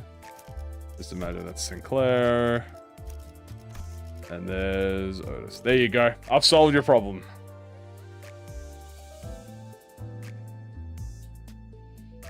Not deploying BL. The Hong Lu is really good.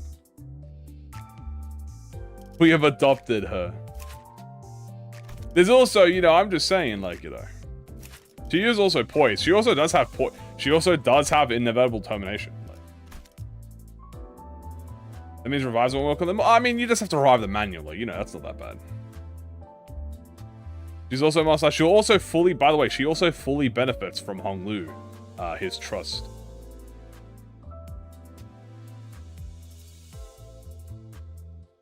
So, honestly, pretty good. Not that bad. Pretty decent. I am pretty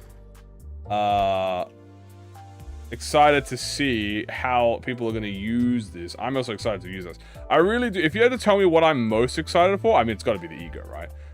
Now, am I going to pull for the ego? I'm just going to pray to Kim Ji-hoon that I get a scripted pull and I just get the ego without having to grind for it. But I really do want the ego. It looks so cool. I mean, I like the Ishmael looks really fun. The Honglu looks really fun. And I love this new info. And the Mersal just looks fucking awesome. 200 pity. I don't want to hit 200 pity. I don't want to hit 200 pity. What do you think Warp's going to be? I don't know. Syndicate Warp, maybe? Egos don't sell, they say. I screamed it too much last stream, but I'm not even. It wasn't even on Limbus. Do facades work with the ego? What do you mean? Like, will you transform? I don't know. I am not sure.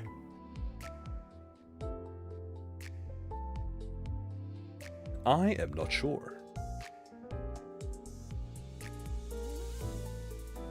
Doo-doo. Pity for the announcer. Well, I pity if I got like 150. Yeah, if I was like 30 pulls off, I'd pity. But if I was like anything more than 50, I wouldn't pity. Unless I got like peer pressured. Oh, gambling on not Limbus. I like them enabling the keywords. I agree. I think this is a really interesting way to do it. Especially with how common egos have been recently, by the way. Reminder that we've been getting a lot of egos recently. Like, all the ego we've gotten this season have been goated with the source.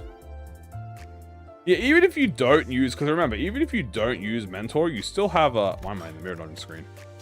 Like the Green Goblin mask. You still have Sync. So Sync still benefits from this highly.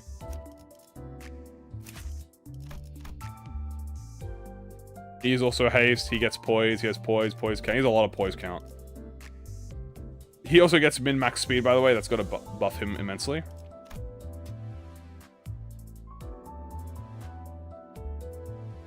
So he specifically gets the resentment, and he gets the drink, which also gives him this. He also gets the buff. But he gets the healing as well. He also gets a revive it on stagger. How much bleed, though? I don't know. Maybe like 2 bleed a hit? I don't know. It doesn't say it. How dead is Shifao?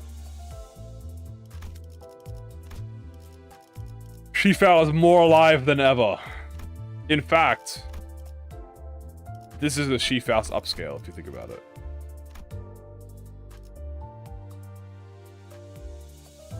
You know, you might be like, why is this a Shifao upscale? Well, we go over to the ego.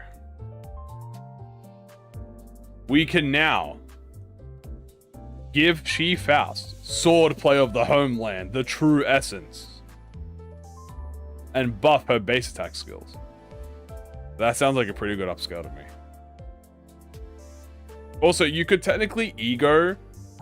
So a thing about She-Faust is sometimes it was a bit hard to maintain her poise count if you're blocking. But guess what?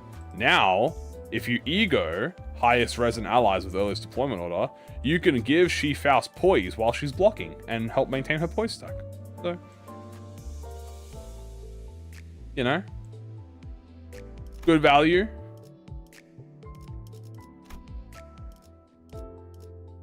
Don't worry, She-Faust. You'll get an ego that you'll get once you get. Don't worry, She-Faust. You'll get an ego, and when you do get an ego, no one will downplay you. Then once she Faust. Oh, sorry, you guys don't even see me. You don't even see me like rubbing Faust's face real quick.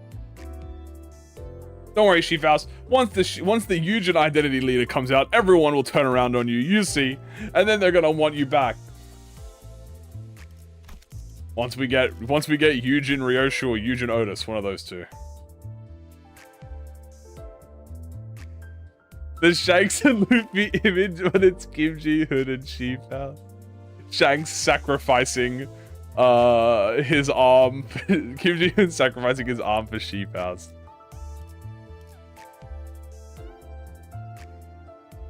Minecraft, damn. I mean, it's gotta be Ryoshu, but I feel like, I mean, it can't be. It's gotta be, maybe, dude, it could be Eugen Otis, bro. It might be Eugen Otis, chat. When's our last poise identity? When was our last poise identity? Oh my god. Was it Magic Bullet? Oh my god, it was Magic Bullet, wasn't it?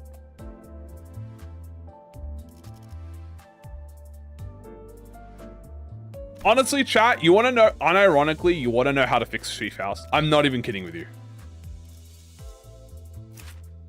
I can fix She-Faust in a single line. In one single sentence fixes She-Faust. I'm not even kidding with you. I genuinely believe one sentence fixes She-Faust. I can prove it to you right now. Okay? So, what's the biggest issue with She-Faust? It takes a long fucking time to fire arrows, okay? And you can't attack. Okay, whatever. Let's just say, no, not even Clashable God. Not even Clashable God. We're not even gonna change any gimmick of her. We're gonna keep her the exact same, but we're gonna add one sentence to her, and it solves her issues. Okay? Super simple. All right? This is it, right? Right, let me show you. Okay? And let me find the skill that actually says it so I can actually tell you what this does. I think it's in the passive, right? Bow Glimmer. Right, we need Bow Glimmer. It's in the defensives. Ah, here. All this needs to do, okay? All this needs to do. Right here. Inflict one lodged arrow. Okay? Once inflicted, lose one arrow sheet. If they made it so that each time you gained target aim, okay, you would consume an additional arrow. For every, literally, word for word, for every target aim past the first one, inflict +1 lodged arrow. I just solved She-Faust. Now, instead of taking 10 turns to fire 4 arrows, after 4 turns, you fire 4 arrows at once. And you instantaneously get the fragile, you get the bleed potency, and you lose all your arrows. And that means you can get the buffs from having no arrows. Now you get the 44, you get all of this.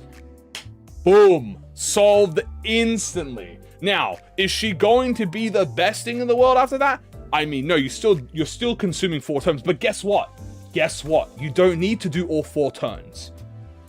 Now, if you consume 2 turns, you consume 2 arrows, which means you get fragile. Right? So now if you hold it for 1 turn, then you hold it for 2 turns. On the 3rd turn, fire it, you inflict 2 fragile, you inflict the 2 arrows, you consume 2 arrows, you inflict the fragile. That's good, that's decent. And then you can continue. That's it. You don't need to, oh, also make life render permanent.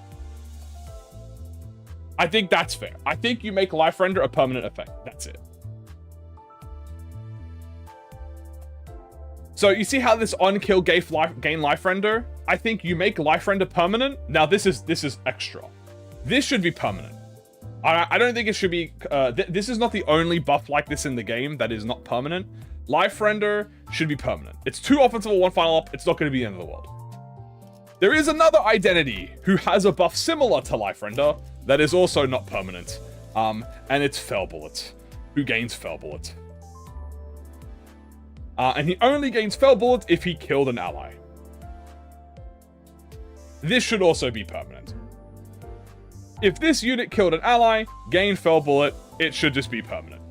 Because then this gives him 18% damage, more burn, more poise kill. This should be permanent, and so does Shield Faust should be permanent. And unironically, I think if you just make it so that target extract, or whatever it's called, target aim, consumes more arrows, I think you solve Shield Faust. You solve Shield Faust. That's it. Like, she might still have the poise, like the season 3-esque poise issues, like that's whatever, like you can solve that. But the biggest thing is the gimmick is hard to do.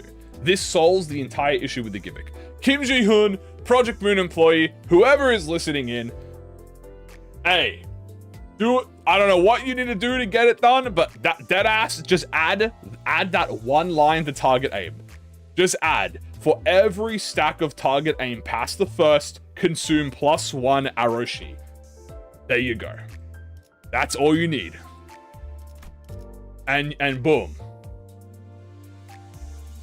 Also, I guess you have to reword this, which it says inflict a lodged arrow equal to...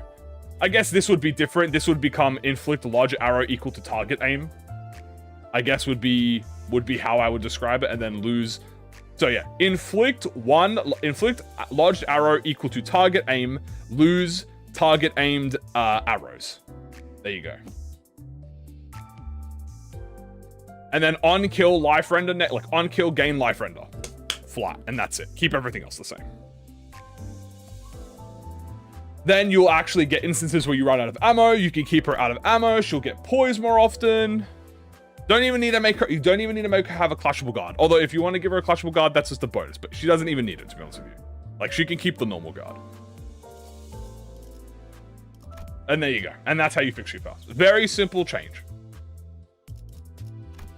And I think that would make her more accessible for people instead of wanting to do this thing. Now, now obviously how you're supposed to play her is you're not supposed to always be charging up to 4 arrows. You're not supposed to charge up to 4 arrows at the beginning. You're supposed to do it slowly, but it does take at least 4 turns to get to +1 fragile, and a lot of turns typically don't last that long, or she dies, or you're not getting as much value. That is a valid complaint. So I think if you just consume multiple arrows, I think if you just consume multiple arrows at once, you solve the issue.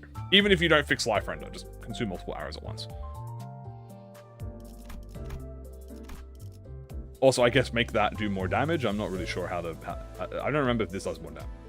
No, this just gets stacked. So you gain potency, gain fragile, and then expire. Yeah, so dead ass, just boom. Boom. Lose your arrows. Easy peasy. And that's how you fix Shield Faust. And also, please do the same thing for Fell Bullet. Please, God. Could inflict bind too? Fuck it. Have it inflict more thing. Also, please also make Fell Bullet permanent as well. I don't know why this is a temporary stack. If you gained Fell Bullet from hitting Ryoshu, I wouldn't complain much about Fell Bullet. This Fell Bullet. Do more damage per arrow consumed? Yeah, you could add that. Unfortunately, this passive does not account for hitting Ryoshu. If this accounted for hitting Ryoshu, this would be a lot easier.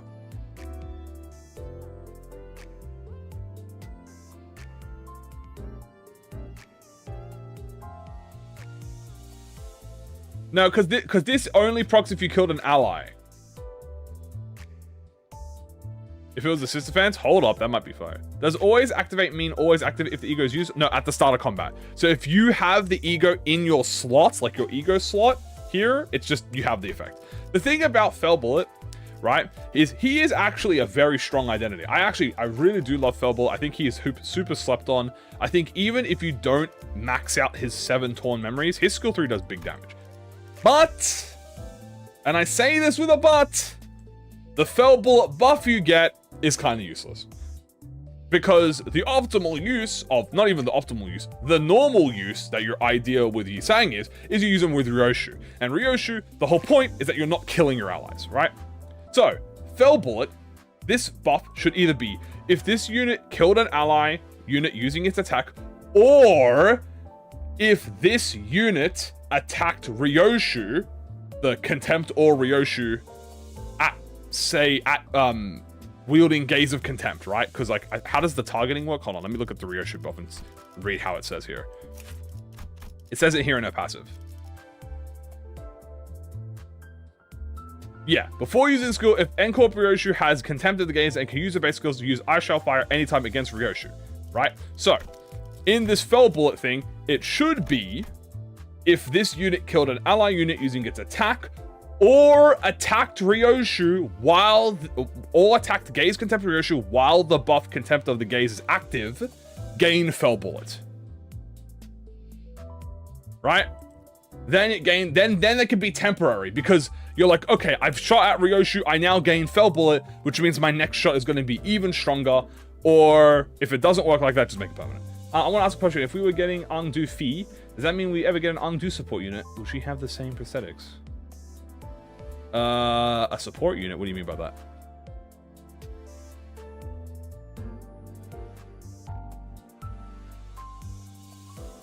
But probably, yeah. And Ryoshu could have came first. Yeah, I think Encorp Ryoshu came out first. It definitely would have, oh, like Kira?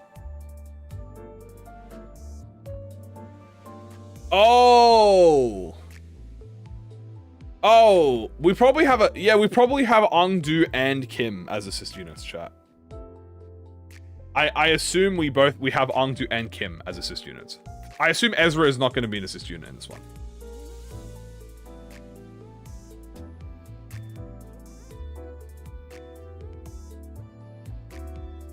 Well, there's a difference between rework. Okay, so yes, technically, there is a difference between reworking and changing or nerfing and buffing.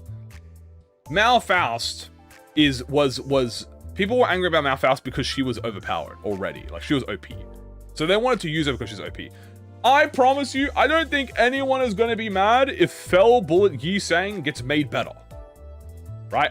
Like, Faust was getting made quotation marks, and I say this extremely quotation marks, slightly harder to use. Okay? She still would have gained her... So the thing about the Malfaust nerf, right? And this is very important. Malfaust damage, that was always supposed to be that much damage. She is always supposed to do 1,000 fucking damage on her Ascended Malfaust technique. The damage was never an issue on Malfaust.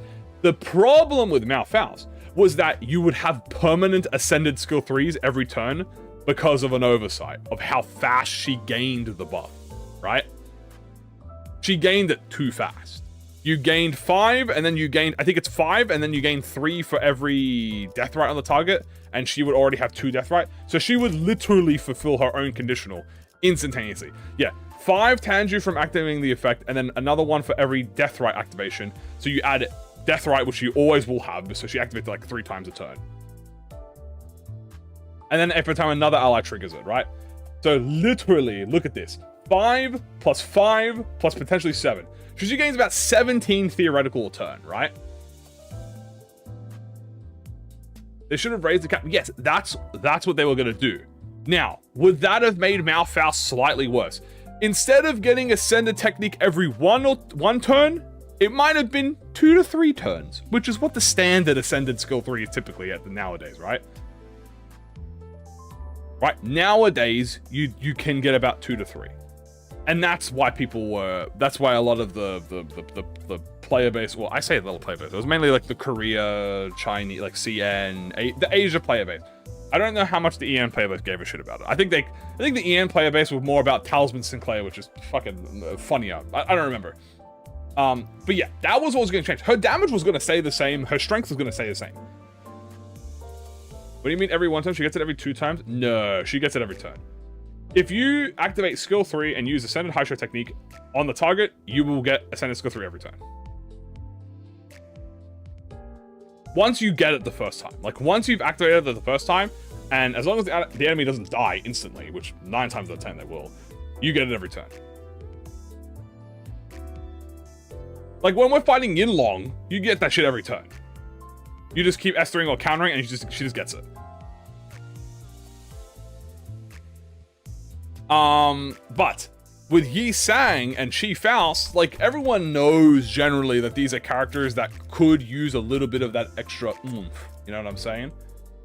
Like, this is not going to make it worse. Like, if this was permanent, or if this, hypothetically, if this was permanent, the fucking me and the 12 other N-Corp Yi Sang fans are fucking jumping for joy. You know what I'm saying?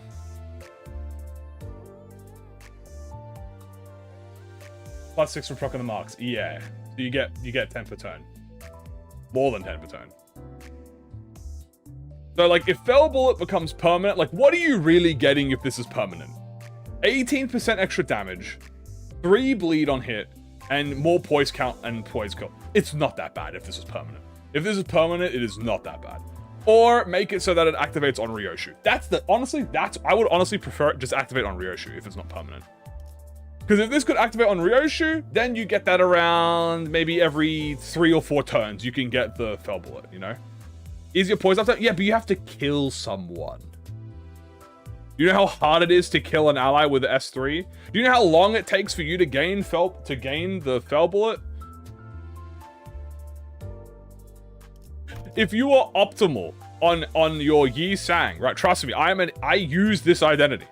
If you are optimal on this Yi Sang identity, okay, it would take you 3+ turns to even get to the level to do maybe half HP to an ally.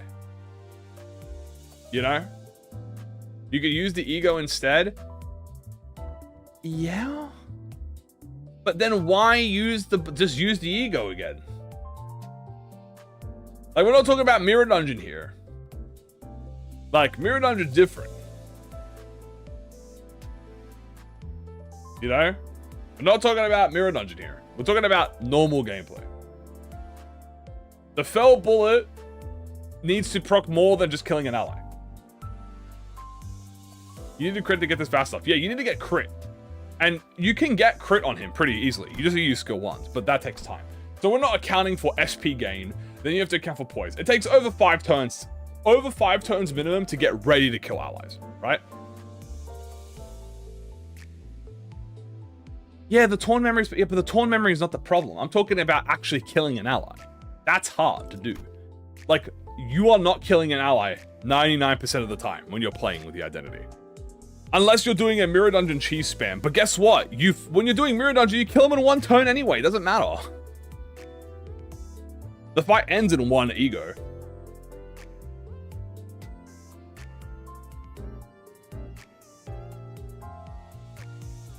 You know?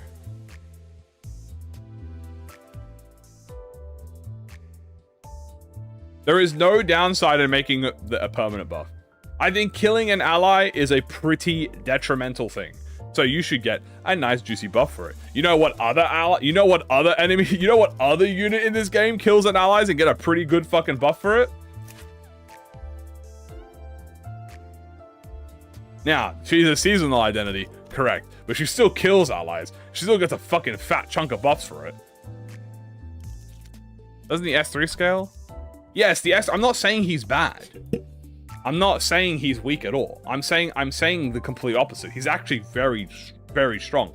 I'm just saying the weakest part is that the Fell Bullet buff is very unnecessarily hard to get and hard to actually use and maintain. The Torn Memory is different. That's easy. You get Torn Memory very easily. You know what I'm saying? Oh, it is. Like, don't get me wrong. By the way, you don't even use this skill 3. You use Ryoshu's skill 3. Right? Because you use I Shall Fire, which is stronger. But still, I'm not saying it's weak. I'm just saying, killing an ally, I think you should get a permanent buff for killing an ally. Not a temporary buff like this. Or, and I literally said this as an alternative. I said either make it permanent or have this proc on hitting Ryoshu. Because if this procs on hitting Ryoshu, then that's good. You hit Ryoshu, and then for the next turn you get Fell Bullet to use, and you're like, all right, cool, I got a Fell Bullet. I think that's fair.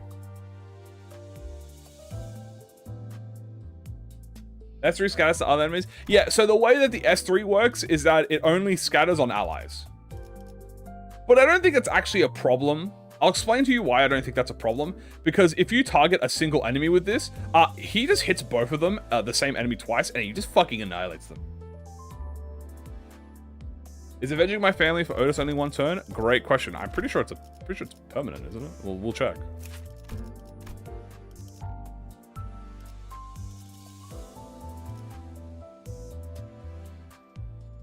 The Apprentice Ishmael gains avenging my family next turn. Envy base skills do 20% damage. Envy skills gain base power 1. It doesn't say turn end. It just says gain it next turn. It doesn't say it goes down. I'm not sure if it's permanent or not. Yeah, avenging my family is permanent. I'm fairly certain. It doesn't say it goes down.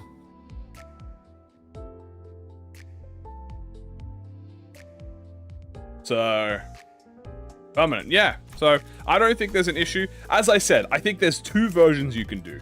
Either, if you're going to make it temporary, make it proc on Ryoshu, or if you're only going to have it on ally kill, make it permanent. I think that's it. There's no ifs, ands, or buts. It literally just makes it better without making him overtuned. Like, he could use it. And Faust, just make it so that she consumes multiple arrows. There's no downside to it. There's literally no downside to doing it. It doesn't even make them overpowered as well. Like, it just makes them more consistent. All last one turn. I mean, yeah. 3 turns? 3 turns would be nice, yeah.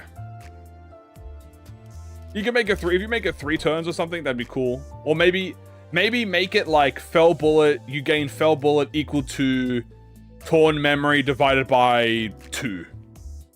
Right? So, if this unit killed an ally using its attacks, gain Fell Bullet equal to Torn Memory divided by 2. So at 7 Torn Memory, you'd get 3 Torn Memory, pretty much. Free Fell Bullet at 7 Torn Memory.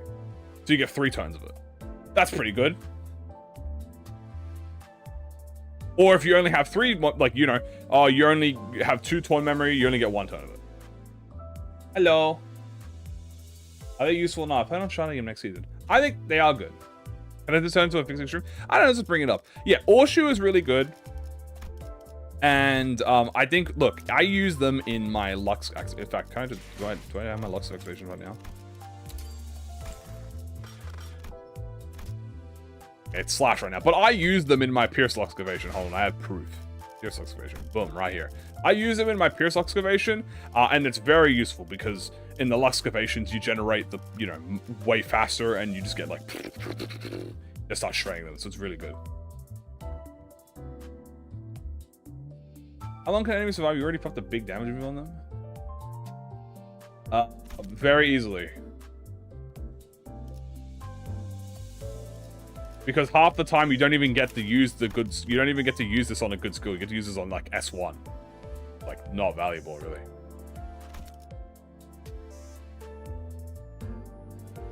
Yeah, okay. So the way it works on Mersault is that every Mersault identity gets a Drink to Fallen and Resentment. So they get these two. Every Mersault ID gets this. Only Kim gets Scabbard. He gets whenever Kim gets Resentment, he gets Scabbard as well, like Mentor. So whenever Mentor gets Resentment, he gets Scabbard, and then when he gets Scabbard, he gets Growing Resentment, and then Sword of the Homeland. I save 150 W, very big W. So yeah, that's pretty much how it works. So if you don't have Kim, you don't get these 3 buffs, but if you have Kim, you get these 3. Everything else here you get is fine. Yeah, it says turn start. If you have drink, enter Resentment. Mentor gains Resentful Scabbard when the above effect activates, meaning you get Resentment when you get drink. So after you use the Awakening, you enter the Resentment as a normal identity, and then if you are Kim, you get Resentful. And then it says right here. If you do not have Drink to Fallen, you expire Resentment, Growing, and Resentful. Oh, do a friend comes on this? Yeah, of course.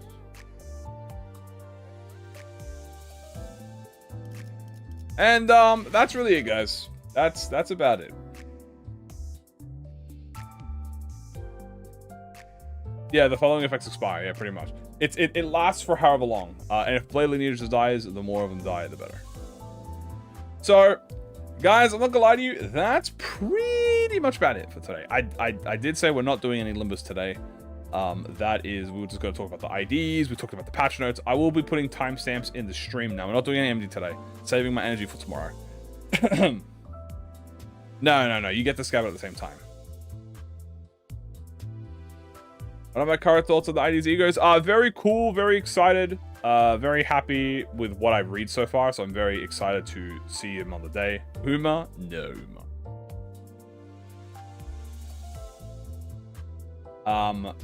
But you gotta keep the drinks. We are gonna call it for now, guys. As I said, we're not doing Mirror Dungeon today. Tomorrow we'll be back to usual doing Mirror Dungeon and all that junk. And but yeah, thoughts on the IDs, guys. I like the IDs. I like the egos. I will be putting timestamps in the description for patch notes and whatnot. If you haven't seen it already, I also uploaded the initial overview on the identities and the ego. So that's already uploaded. So if you can go check that out and see what my first reaction plus thoughts on that were. Pretty much the same thing here, just obviously here. So, all right, guys, thank you so much for joining. Hope you have a good one. Take care. Appreciate you guys. I'll see you all tomorrow. I'll see you guys tomorrow as per usual. So, yeah. All right, see you guys. Bye-bye.